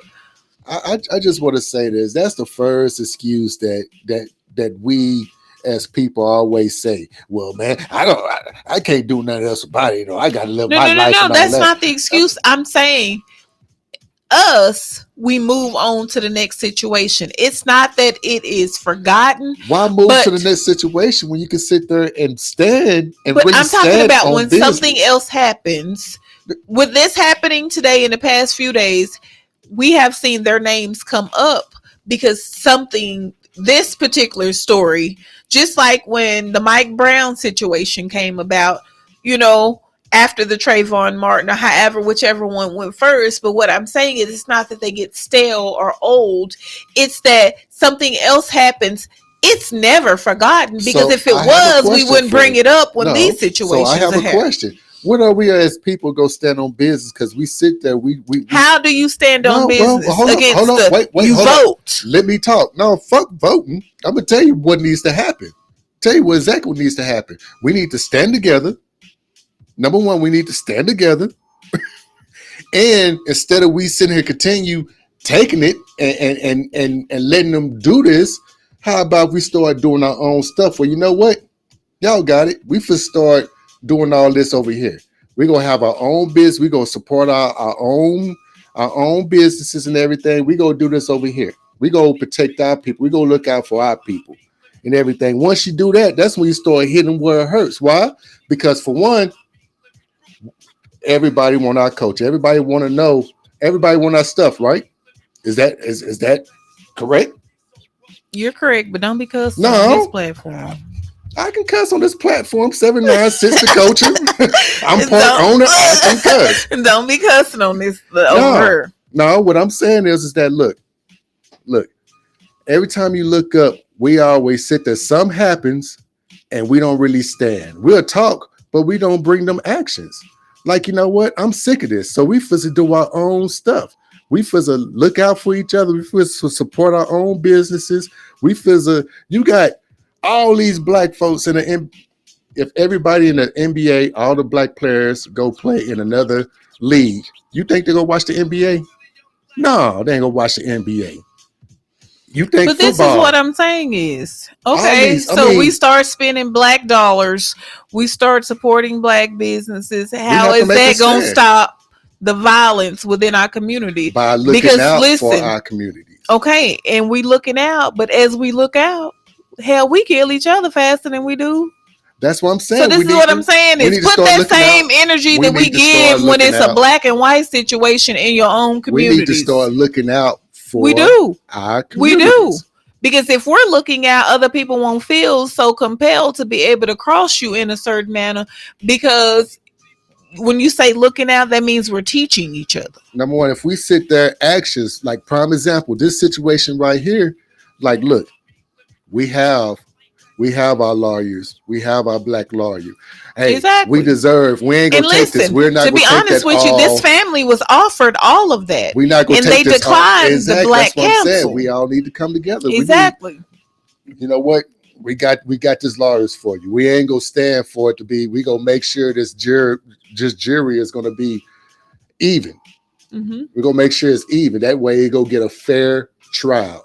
Period. Nobody is like, we talk more than we show actions. We do. And the only thing that we can change is to getting these people out of office, or the people that do the injustices, or the people or the judges in our communities that we say they give all the black people all this time. But guess what? We don't vote to get them out of office. How do you make it happen? You have to vote them out of office, and we don't go vote. But you go. We vote. complain. Guess what? You vote them out of office. Somebody they gonna put another person Yeah, in the but office that's what I'm just like saying. that So person. do we give up? Or do we No, keep letting these things happen? we just You start. stay persistent We and just we start stand looking for out. what's right and not what's black and not for what's right. Nothing towards any other race or anything like that, but we start looking out just like they look out for theirs, just like Hispanics look out for Hispanics. We need to start looking out for ours rather than fighting against each I other. don't want it to be that I'm looking out for mine. I want it to be that I look out for us that is living, breathing, and human, period. Because guess what? It is not always, I'm looking out for some of mine that are bad too. They just as Well, bad we as the gotta ones hold on the them. We gotta hold them accountable. exactly, and that's what I said. We take care of ours. Accountability and exactly teaching, Right, that's not what I'm saying. teaching We hold, aggression, and we gonna stand up. No, we gonna get ourselves together. we go hold each other Teachable accountable, exactly, and and we take go these make moments sure as teachable moments. we do our own thing and we hold each other accountable. Exactly, and make sure we sharing these teachable moments. Because if we stop at see every time black people get together and they say we gonna stand, and that means we're gonna go march and all this kind of stuff. And then when that's over and everybody go back to their houses, then we back doing what we doing. When you say stand for real, that means when you see these young black men in these streets out here fooling, instead of passing by saying they not my kids, that's when you stop and say, Right, hey, yeah, from exactly. when I say that's what I'm talking about, teachable moments. Right, That when I because- tell you put them guns down, I'm gonna teach you how to fight. Well, guess what? With your words, with your education, with your hands, not necessarily having to dig in my pocket because I ain't got no heart. That's what happens. They're weak now. The young men are weaker now because they don't have men with hearts around. Well, that's going to teach them. I'm going to tell you this. This is the reason why I speak of the village, because I'm one of them dads. I'm one of them man that if I see something wrong, I don't have to know. I'm going to tell you like, man, you tripping. You tripping. And I imagine 325-349-6342. If you ever done something in front of me and I didn't stop you and say, man, you tripping, call in right now. Because I always held them accountable. I said, man, you tripping. I don't care what you're doing, whether you about to fight, whether you're doing something that's going to get you in trouble and you out in public, like, man, look, you are tripping. That's what I'm saying. They need more people like that. And that is a sounding voice. I mean, not just the young black men, young folks in general. You know, like I work in the death industry. I see more than us coming through there in ignorant situations, you know, things that could have been prevented, mishaps that did not have to be. So just in general, we keep saying black and white. What's the point of strengthening one generation and weakening the next? Like it has to be across the board. It's not no strength and it's not no weakness. It's just the fact that it has to be across the board. Wrong is wrong if it's yellow, black, white, anybody in era. No, wait now. If you sick and tired of the same stuff happening over and over, now you got to make a statement like, you know what? We can show you better. A human race statement, not a black one. Let's go ahead and do our own thing. Let's do our own thing and let's see how y'all adjust to it. Exactly. Now, all of a sudden, it's going to be a conversation at that table. But see, the thing about it is we have had enough of the separate conversations. Now we have to say this going to stop in our community, not just our black community. Our community and our village is not only consist of black people. So I'm not practicing to be black. I'm practicing to be a good person general across the board. Now, when I say, because, you know, you have some out there you have some of the other race that are actually good people and actually like they know they wrong. I'm talking about the ones who know they doing wrong and they go for it because they still on the old side of things. Right. That's the ones I'm talking about. Like, you know what? We separate ourselves from y'all. Right. Y'all do that over there, but we fizz come over here. Right. We fizz do it right. Because at some point, whoever's rolling with us, whoever's not, so be it. Right. Because at some point, you got to break out of the ignorant phase because it's just going to keep happening. If we just we're staying ignorant in our black boxes. Like this has to be something done. The bridge in the gap has to be gapped across the bridge completely, you know. It can't be okay. I'm working on over here, but this one is still. They don't, you know, like it has to be some form of communication, connection to say, hey, you have some on the other side of the bridge They get it, but they just don't want to do it. So you can't force them to do it. You just and you do your cannot. own But thing. this conversation and this level of maturity and this talk is for people that's saying, you know what, I'm tired of this. Because guess what? My white neighbor's not going nowhere. My Hispanic neighbor's not going nowhere. My Chinese neighbor's not going nowhere. Well, if We they have to be able to coexist. So we got to Asian, get the ignorant out the Asian, way. you got to say Asian. Asian, Chinese, No, whatever. you have Chinese, you have Japanese, Well, you have whoever. Filipinos, Asian. Well, everybody. So, as I'm saying, the ones who stand for right, they can Exactly. roll with us, but it's happening to us. So therefore, we have to make a statement. Absolutely. But you know what? This is what I want to say. Do whatever makes your community better. And if that means bridging the gap and you standing up for what's right, even when it's unfavorable to your race, is where we change that at. You know? That's where we have to change it. It is so much division. And because our political climate, we say we don't agree with certain things, but when it happen, we're hushed and we're quiet, or we don't, But you say it's so much division. Do we make it like that, or do they actually put a situation out there for it? Oh no, I'm not saying that we make it, but how we take it and how we regurgitate the information that we give it and how we react to it, either you become a problem or a solution. Well, you get tired of getting slapped in the face, getting slapped in the face, getting slapped in the face. It comes a point in time where it's like, you know what? Absolutely. And that's what we're seeing. That people are tired of feeling like they're not being heard and they're run over and they're discredited and they're looked over and they're mistreated and all that. I absolutely get the temperature of what's going on, because when things like this happen worldwide, and we have these discussions in our small communities, we apply it to our experience of what we've experienced in our communities, in our neighborhoods.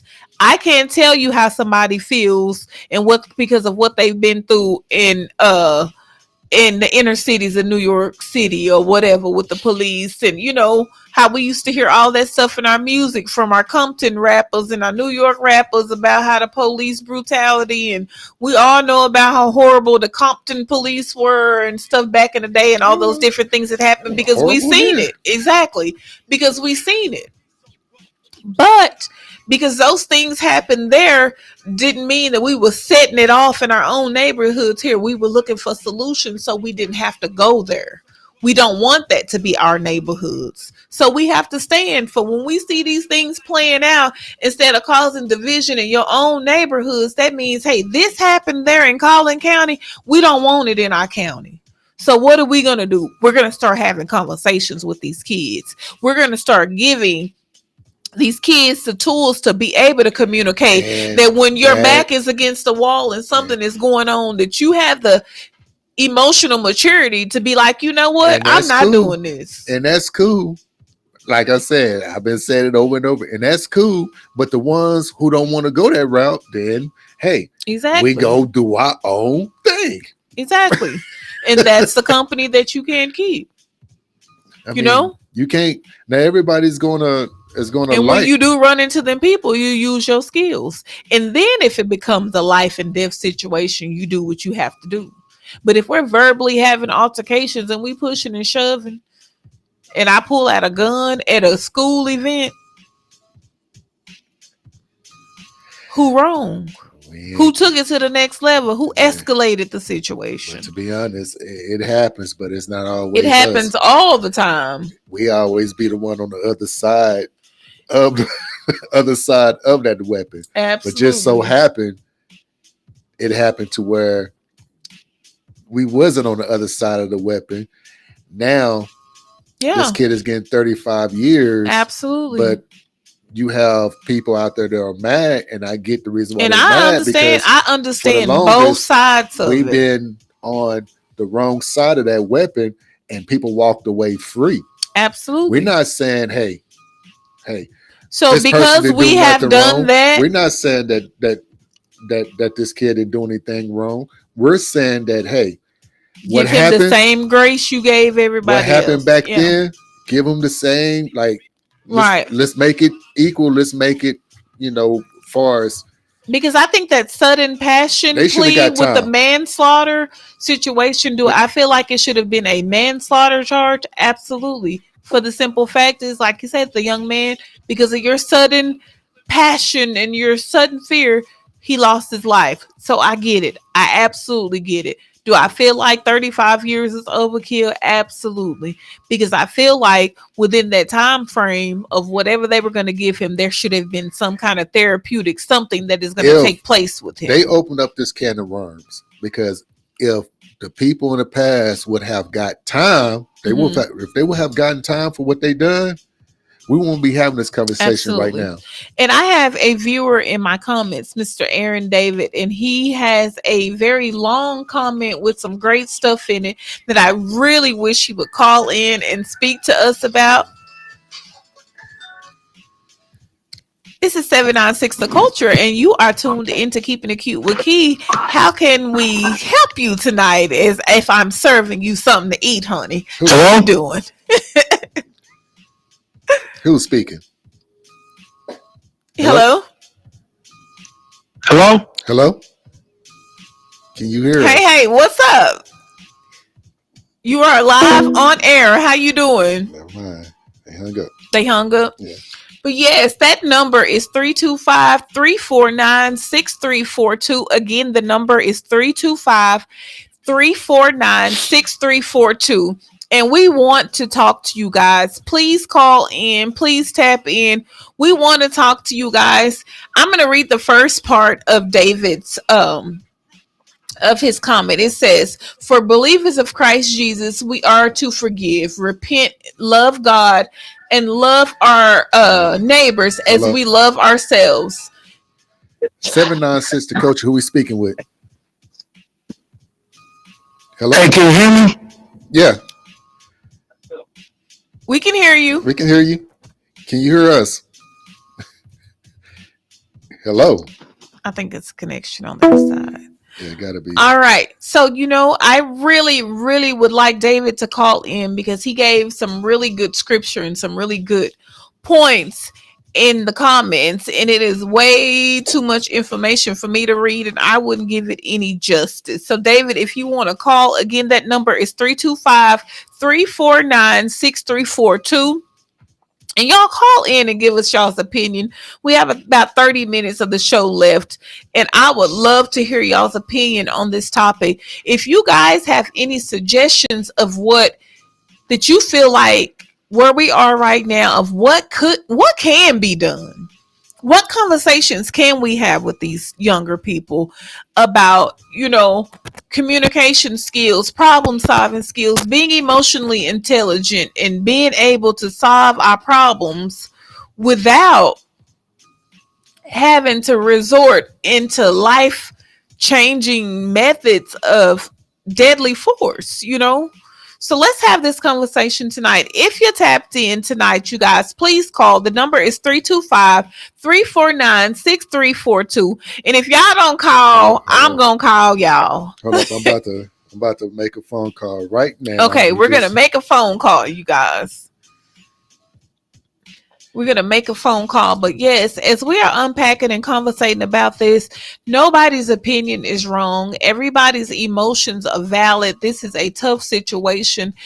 Death has taken place, and here we go. Children's life has been changed. So here we go.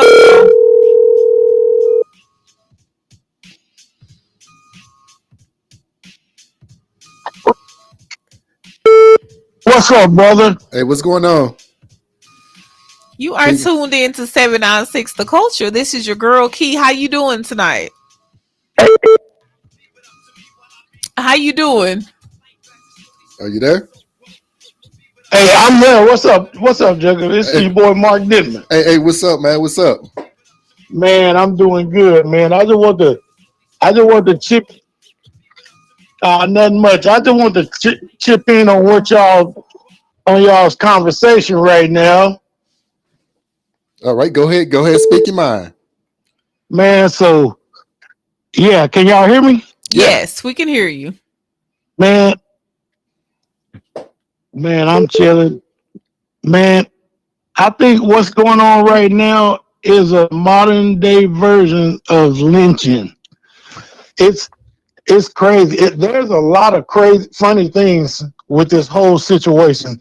For instance, when somebody is convicted of a crime and they're sentenced to prison, they take them back to the county jail and they go through a whole process which takes about a month before they're actually sent to a correctional facility. Well, they sent him to a correctional facility the next day. I just think that's kind of funny, Right. And then to make it even worse, the prison that they sent him to is a relative of the warden is a relative to the Metcalfs. And I think that's kind of funny. Oh, wow. Yeah.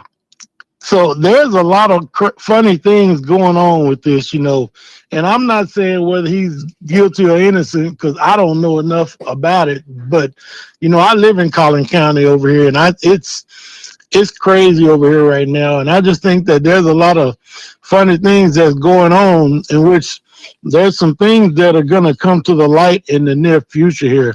There's a lady that come here with the Black Panthers, and she's representing the family, and she is going to be helping them to get new representation, and they're working right now to get him the best representation they can get, and they're going to have the family choose from a number of different lawyers and build a team together for this kid.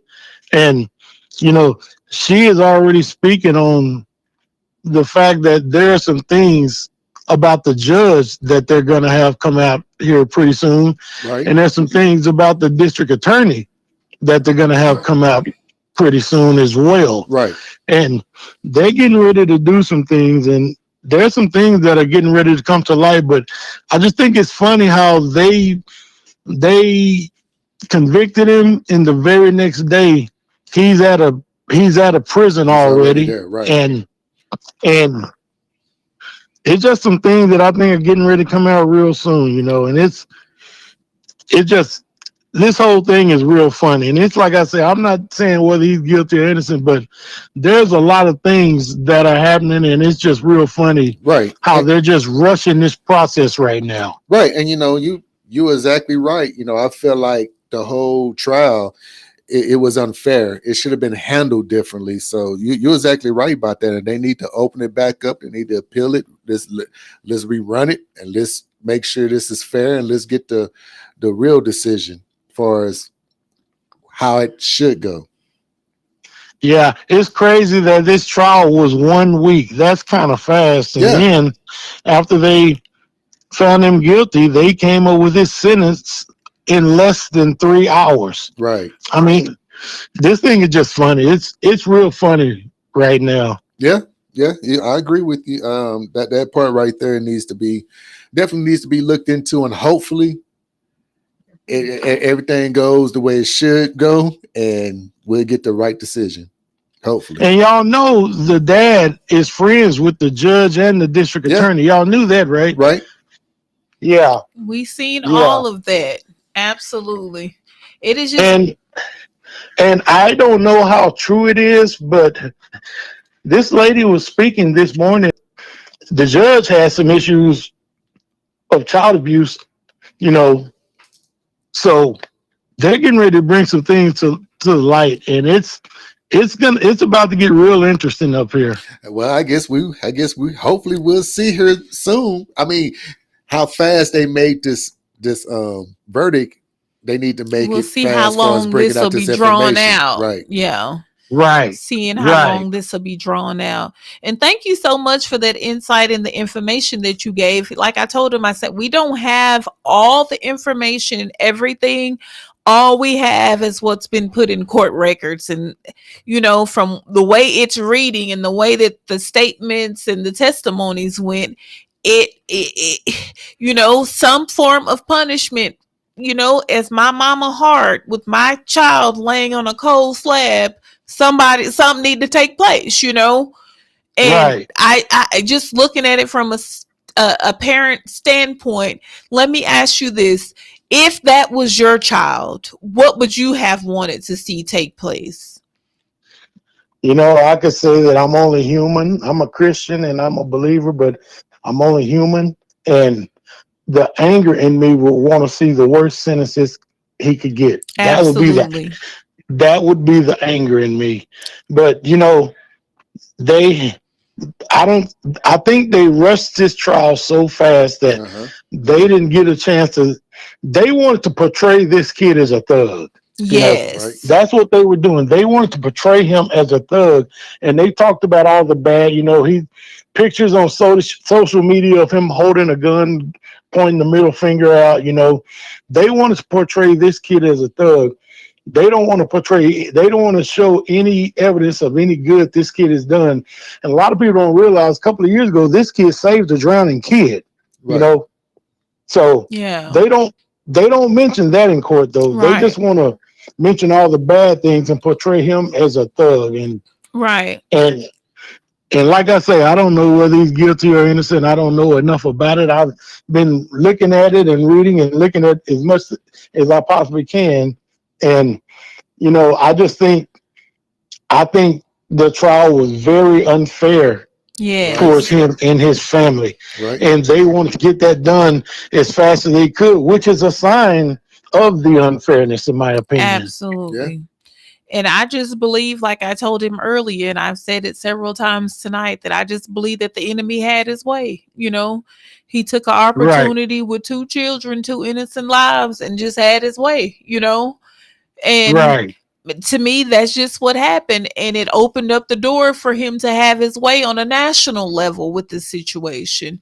So, like you Right. said, you are a believer. And, what kind of conversations are we having with our young people after these things happen? What does the aftermath look like from your Right. standpoint in your community? Well, I've got grown kids, and my 25-year-old son, last night I talked to him. Sometimes he can be a hothead, and I told him, look, I need you to be sure and keep a cooler head when you have situations come up. Right. Yeah. I need you to have cooler heads, and they're never too young and never too old for you to talk to them about. Absolutely. And I just felt that on my heart to talk to them and tell them I need you to have a calm head in future situations in case you ever come across a situation that may cause you to lose your cool. I need you to keep a cool head with this. Right. Right. And when you're dealing with young men and they don't want to look like the punk and it's high school, and so I get the dynamics of what was taking place and taking up for yourself. And it was probably little girls out there, and you had a track meet and all the schools in your community. So it was just a atmosphere, and the stage was set for, like I said, for the enemy to have his way. Right. And nowadays, these kids aren't like when I was growing up. It's not the same. No, we'd fight at a drop of a hat and get a whooping when we get home for showing our tail down the street. Right. Yeah. Right. And back in the day, kids would just square up, and the next thing you know, they're playing ball again together. It was just like that. And nowadays, you don't know what's going to happen with anybody from the age 12 up to 19, 21, Exactly. 25, whatever. You just don't know with these kids nowadays. Yeah. So everybody is fearing for their life in any type of altercation. Yeah. But you know what? The scary part to me was the fact that even prior to this situation, why did that baby feel the he needed to walk around with protection? What was going on? We didn't move you to the suburbs where life is great and the grass is green. What was going on in these schools, in this atmosphere, that this baby needed a knife? That they felt the need protection and keep guns, and like, what is going on? What are we as the adults, as the consenting adults in these atmospheres, what are we missing? Right. These and are the questions. To be honest, I don't think it's a lot that we're missing. I feel like I did a good job of raising my kids up right. But, like I was saying just a minute ago, these kids nowadays, they're just a little bit different. You can do the best job of raising your kid, and, the their peers are Oh yeah, pretty the much just as much of influence. an Yeah. influence Yeah. as we are. You And know, social media and the music. all of that, Yeah. all of that. Yeah. I keep telling them, I said, you guys, life is not a video game. You don't shoot them, and then when you turn it off and come back on, they on there again. That's not how Right, this work, you know.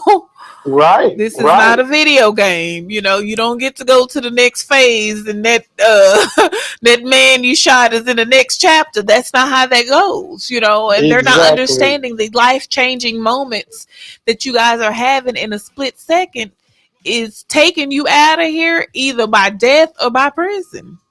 right, right. Yeah.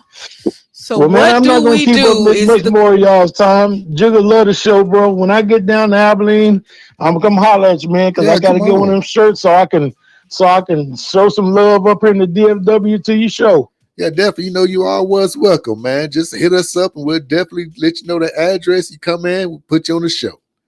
Sounds absolutely. good, my brother, and I'll talk to y'all soon, man. Thank Keep you. doing it Thank you for big. tapping in to 796 The Culture. Oh yeah. All right. So we have another caller that tried to call a few minutes ago. That number, I need you to call that missed call back. That is Mr. Aaron David, and I am dying to see what David has to say about this subject. What's the number? And the number should be the missed call on your. Well, let me see. Yeah. So, you guys, tonight, as you have been tuning and listening, we want to tell y'all thank you. Thank you so much for y'all feedback. Thank y'all for staying tapped in with us. And you guys are more than welcome to Is it send it to our inboxes or anything like that because we want to talk to you. the So, 933 number? I believe that might be him. Yes, 933 number. All right, here we go. I'm calling people. Let me call. All right. So, we are finna give Mr. Aaron David a call, y'all.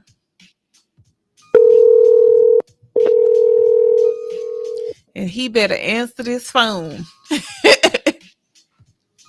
Hi, you've reached Cloaked AI. Okay, so Aaron did not answer our phone call. David, you did not answer the phone call. But you guys, thank y'all so much for tapping in with us tonight. Thank you guys for this conversation. I know the media has been beating this to death. And as we're going to keep covering this, we'll make it a series if we have to. The more information that comes out every week, we'll try to make sure that we are staying current with the information. But I want to let you guys know that here at 796 The Culture, that we are here, we support everybody, and that our opinions is just that, our opinions. Everybody that has called in, thank you guys for tuning in. Those opinions about what's going on in our world and in our communities are just that, our opinions, you guys, and everybody is entitled to have their opinions, and we do not have to agree. We can agree to disagree, but what we do have to do is be kind and respectful. So we appreciate you guys for being kind and respectful on the calls and on the news feed tonight. Thank y'all so much. This conversation will continue, and we will continue to dig into the details and just get more. We might call them before I got out of here. 796 The Coach, who we speaking with? Hi, it's David. How are you doing? I'm doing well. David, you know I am dying to hear your topic on this conversation. So come on and lay it on me, David. Well, I'm not going to do a whole bunch. I was originally just trying to listen because there's another things I was doing. But at any rate, to the point, one, I do thank y'all for having the conversation in general and being reasoned, well reasoned in the conversation rather than just allowing the emotional highs to get the best of you. So that's good to hear, to at least try to have a reasonable conversation overall. Couple things I do want to make sure and note. One, certainly got to make sure and lift up the families in prayer on both sides. Absolutely. That's the most important thing. And aside from the main thing, which is praying that everyone knows Jesus Christ in the first place as their Savior. So certainly keep everyone lifted up. Absolutely. And blessings to them in Christ Jesus. But that said, to the point, the main event, the couple things that I did want to make sure and note that I've come across. First, as far as the jurors and everything else, I try to look at all the information as much as I can before making judgments and so on and so forth. But what I have come across is that there were four of the six. I'm sorry, witnesses were black. They testified. They actually testified on behalf of the victim for the prosecutors, and even the witness for Carmelo thought that he had went too far. So that's a sentiment that's kind of across the board that, hey, things just went too far. And so I can understand the concern about the bullying and so on and so forth, but that's something that did not, it wasn't confirmed within the court case that, there was bullying and a scrap or whatever may have been going on. And on top of that, couple of either one or two of the witnesses argued that it looked as if Carmelo had already stabbed him before Metcalf had even got his hand on him. So, I mean, there's a number of things to really consider that we need to just take a step back and really examine, rather than looking at the fact that, yes, this boy's life was taken on Metcalf's side. And of course, the life of Carmelo was taken as well, now at 35 years. Whether it's appropriate or not, that's left up. That's left up to those who agree with it. I think it's a bit much, but it's said and done at this point in time. As far as I know, they're going to appeal and everything else. But I think what does a disservice to the whole situation is the fact that rather than taking the opportunity to have conversations, and I've had comments and conversations in the past, especially even when George Floyd happened and more, that rather than taking a step back to have the needed conversations, not just dealing with police at that time as far as George Floyd was concerned, but among ourselves in this particular case, what is it that we're teaching? And you guys have already touched on that in the first place. And we talk about, we talk about a lot of different things within the Black community. Most of us, or a good portion of us, grew up in church, or at least know somebody, an aunt, a grandma, a grandfather, grandmother, and so on. Some type of relative has been in the church, has taken part in our upbringing in some way, form, or fashion. We at least know somebody. But with all that teaching, we seem to have failed short on applying the very principles or actions that we're supposed to when it comes down to our dealings between not only just our white counterparts and every other race, but more specifically ourselves.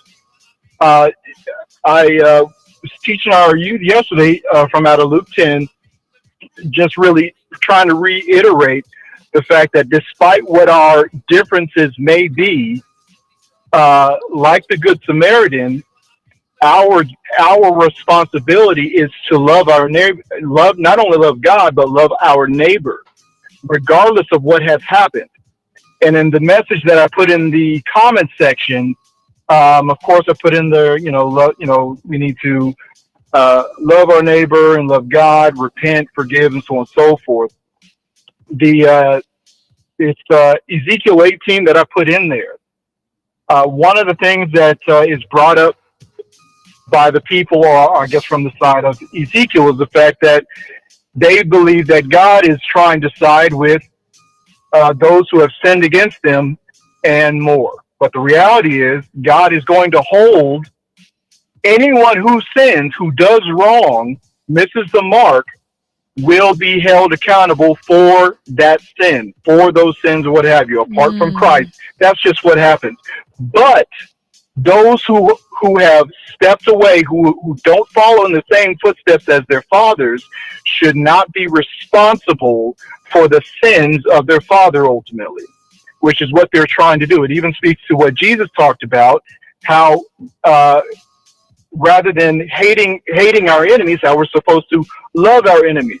Now, we don't know what happened specifically, nobody was there. There's only three people between Metcalf, uh, Anthony, uh, and that group. There's only three people who were there for sure. Metcalf, Anthony, and the truth of what happened between the two. We don't know all the specifics, but the reality is, if we're trying to love our neighbor, if we're trying to teach our kids to do right, jumping straight to a stabbing for a touch and or shove, even if it was a hard shove, it's not equal. It's not complicit. So we need to take a step back to really examine what are we really encouraging our kids to do, and in our response to this, what are we really teaching our kids in response? We can feel every type of way about the things that are said on the internet, but one thing about the internet, it's going to get a lot of things wrong, especially across social media, because emotions are high and a lot of information gets muddled. When you play the whip,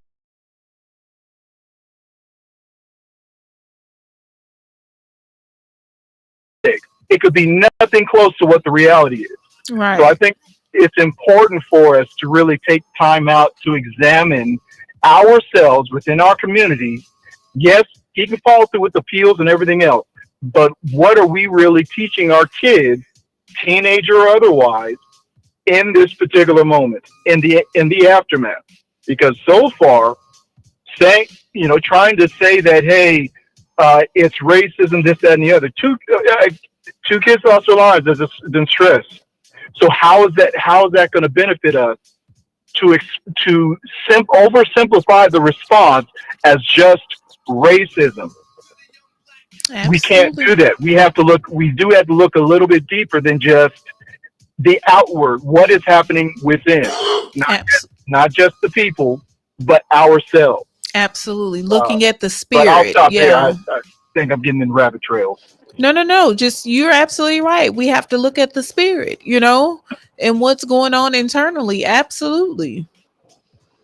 And again, I recognize that not everybody's going to be Christian or believe in Christian principles or faith, what have you. But the reality is, Jesus is necessary no matter what. Absolutely. But there's still things that we can apply to our lives, regardless if you believe or not. My hope is that you do, and you can learn through being discipled. But the reality is, we need to do better about treating others better, and how we treat each other. Absolutely. And that's what we were just speaking on. We always point the finger across the fence, but we never look at who we're standing in the fence with, Yeah. And we give it that same energy when it's black on black? Would we be this upset if another black kid was going to prison for stabbing and what would it look like then? Right. And even if, I've heard a number of the arguments about why weren't there black jurors and everything else. My understanding is that there were black jurors, but they got disqualified because I believe a couple of them were teachers, and there were some other issues. But the reality is, they just didn't make the cut. It wasn't an all-white jury. There were some Asians, some other races, but it's only been stressed that it was all-white jury. That's not the reality. Yeah. And even still, as far as a race, we as a minority, we only hold 13% of the populace. Okay, even in Abilene, I checked out the numbers probably about 2 months ago. We only hold about 8% of the city. So trying to make the claim of this outright bigotry and everything else, we still need to make sure and try to seek the truth and verify whether or not that's a reality. Right. Just because the numbers aren't there as far as blacks are concerned, it doesn't mean that it speaks to a prejudice. Sometimes we just don't have the numbers. Absolutely. And we can't keep on calling out the boogeyman of racism, thinking that it's going to help us in the end. When in reality, we could be doing so much more. We Right. can examine the perimeter. We can examine all the things that we have in our home. Start inward, then work our way outward. Absolutely. I am in 100% agreement with you, David. And I thank you so much for tuning in and tapping in and engaging with us. That information was definitely needed. And as you say, we got to get back to the drawing board of the simple principles of teaching our children the simple stuff of love and kindness. Yeah. Right. I agree. You're right. Absolutely. So thank you so much for tuning in to 796 The Culture. We thank you so much. Do you have any final thoughts or anything else you'd like to share with us?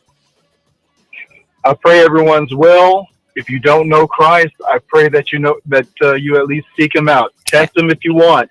Look into His Word. He loves you, and I love you too. Absolutely. God bless. Thank you so much, David. And that is Minister David, you guys.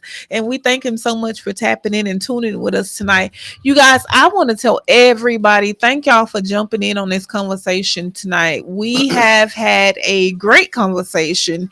And it is well needed, and this is a part of the village. And if we start the conversation here, then we pray that it goes into the villages and we can come up with some solutions, because enough is enough and I'm sick of it. All right. Now, and also the look you gave me when I cussed. What did I say? No, it wasn't what you said. It's the look that you gave me. Yes, you don't be cussing. I am 48. I don't care. We're not supposed to end this show arguing. We just let the Lord, we just got blessed. Wait, Pastor David has talked to us and we better now. Amen. But every once in a while, I'm going to say something on this platform that. Well, you save it for that, that all jokes aside. Well, I would say whatever. We keep it cute over here. Oh, Lord. If we summons our audience to keep it cute, Jug got to keep it cute. As soon as I sit there and say, keep it to the sky, you going to cuss me out. No, I'm Ain't not. That no, I'm not. Trying to act like, come on now. Now, I didn't say I didn't use profane language. All I'm saying is don't use it over the airways. These airways are Christian airways. Oh, Lord. Every once in a while, it'll come out. It'll come out. But the fact is that, hey, absolutely, I mean, the way we express ourselves or whatever, how does it come out? Sometimes it happens. We get emotional. It's Sometimes passion. It's passion. But we're gonna make Jug put some money in the drawer. Well, because we're gonna have us a cussing jar. I'm gonna be wealthy around her. Look, I always hear that from people like, well, we got to vote. We got to vote. How many times we got to vote? Everybody's voting. Most people's voting now. Yeah. As far as the people I know, they be like, man, I voted. It's like, it's rigged. But the thing about it, I understand that, but we got to do better. All right. So guess what? That's the show for tonight. I'm not going to get into another argument with DJ Jug because he had already had me mad when we started. So we're not going to redo that. So tonight we are going to say good night. Thank you for tapping in and tuning in to 796 The Culture. I am your girl, Key. And I am not. Before you do that, be sure once again, the Culture Network, yes, Roku, Fire TV, all of it's been put together right now. I'm working through all the kinks and stuff, but we do have a channel. You can go to the channel right now. If you have Roku, just put in 796 The Culture LLC, and we'll pop up. Our app will pop up, and we'll be able to go live. It'll be a real TV channel. Also, Fire TV, same thing. Put in 796 The Culture LLC, we'll pop up, and there you will have us live on the TV. Pretty soon it's going to be a real channel where you're going to see different shows and different just whether shows, sitcoms, movies, you're going to see all that. But right now it's all about getting all the content and working out the kinks. So bear with us. But we do have that channel. We have that channel and it's coming. And you guys, not only that, we are getting ready to go into an amazing Juneteenth week. Yeah. So next week we'll be celebrating Juneteenth, and 796 The Culture will be all over the state of Texas, honey. We're going to be in different area codes celebrating Juneteenth. So make sure you check the page and tap into all the different events that are going on, and the culture will be all over the world, honey. Right. And we outside. So happy Juneteenth, early Juneteenth, happy Father's Day. We will not be back next week because we will be celebrating Juneteenth and we we will will be have Juneteenth, which here in Abilene, Texas, we'll be at Stevenson Park. Myself and the one and only DJ Flex yes, will be at yes. Stevenson Park, and we'll be live out there. Absolutely. So you guys can still tune into the radio show, but we won't be live here on Facebook and different places because guess what? We're going to be live on the scene. So y'all have to tap in. Make sure you guys are tapping into this culture page because we'll be bringing you Juneteenth festivities from different area Different codes areas. and show you how Texas is celebrating Juneteenth. And with everything going on and everything has been so heavy, I want you guys to be able to get out and just celebrate and enjoy yourselves and enjoy your culture and get out and whatever it is that you do to enjoy yourself, but let it be good, clean, fun, no tragedy. So we just asking God to cover us as we all are out celebrating and celebrating us and our history and all them good things. And also tune in tomorrow night to the backyard party with the legendary Absolutely. DJ Skid. He be playing all your favorite Southern soul, old school hip hop, R&B. So tune in. Absolutely. Shout out to legendary DJ Skid. Absolutely. Like Key said, be sure, be safe. Be safe this weekend. Be safe next week during Juneteenth. Absolutely. Don't drive drunk. I know we gonna be out. We gonna be celebrating, but make Absolutely. sure you get enough time before you Absolutely. get in that car. Absolutely. Sober up a little bit. Get you some food because there's gonna be Absolutely. plenty of food out there. Absolutely. So get you And some food and get you some. so here in Abilene, Texas, that Friday night, they will have a live band out of Dallas, Texas, none other than that Soulful Sounds party band. And if you guys heard them last year, just know they coming back to smash the gas one more time. So that Friday night is going to be amazing. On that Saturday, there will be open mic. Your DJs will be out there doing their things and letting it all hang out. And then on that Sunday morning for Father's Day, we'll be celebrating and having praise in the park. So we will have a worship service there in the I'm park. gonna be there cussing. I'm just kidding. And DJ Jug will be there cussing. We're gonna make sure we get his soul another dip. We're gonna get him baptized while he out there.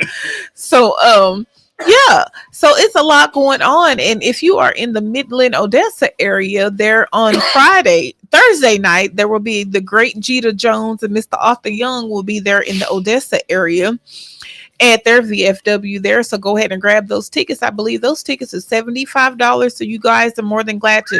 That is a all white get up, and it's gonna be a good time. Because if anybody know anything about that Arthur and Jeter, they come in to have a good time, good old country Southern time. Oh no, that's Then on Friday, but it's a good time and it's Juneteenth. And that comes with food, the entertainment, the ambiance. It's just a good time. I gotta get my hair done.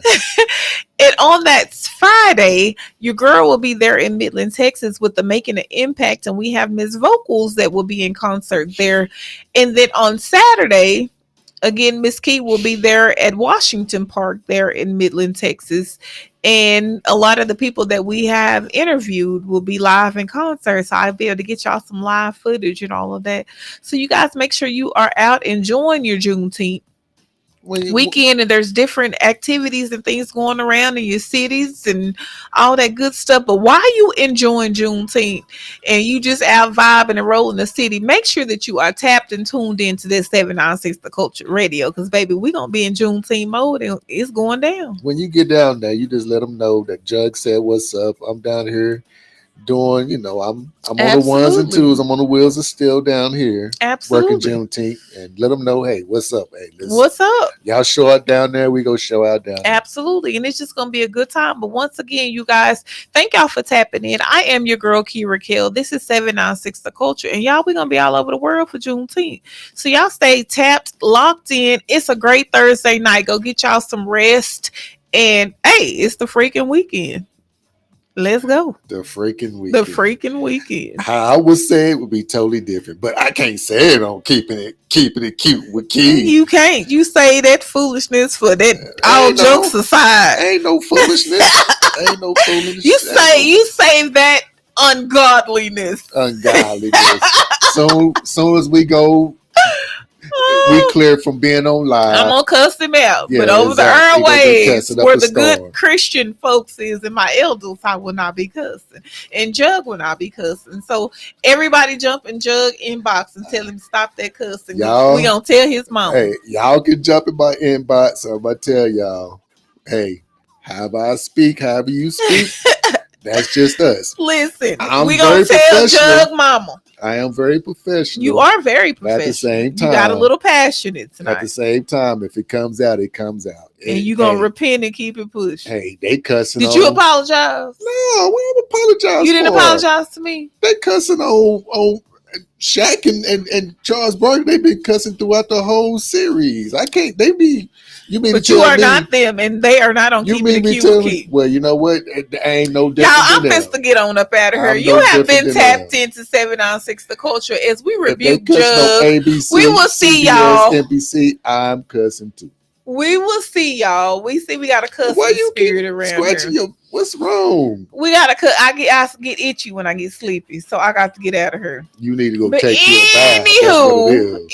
Anywho, Don't use my anywho. y'all. Ain't no, We use your finna make own DJ word. Jug go home, y'all. He don't want to go home tonight. So guess what? 796 The Culture. I'm your girl Key. I'm here with the cussing Jug, and guess what? The great DJ Jug, The great cussing DJ Jug, aka Jugga Hayes. cussing ooh wee. I'm gonna cuss you out. You keep messing with me. All right, you guys, we out. Once again, you're tapped into 796 The Culture. I am your girl, Key Raquel, and we will see you guys on a later date. After Juneteenth, honey. After Juneteenth. We'll see y'all after Juneteenth. So, DJ Jug, you gonna get us up out of here. What you got? Keep it to the sky. And don't be cussing. Itch and keep. Itch.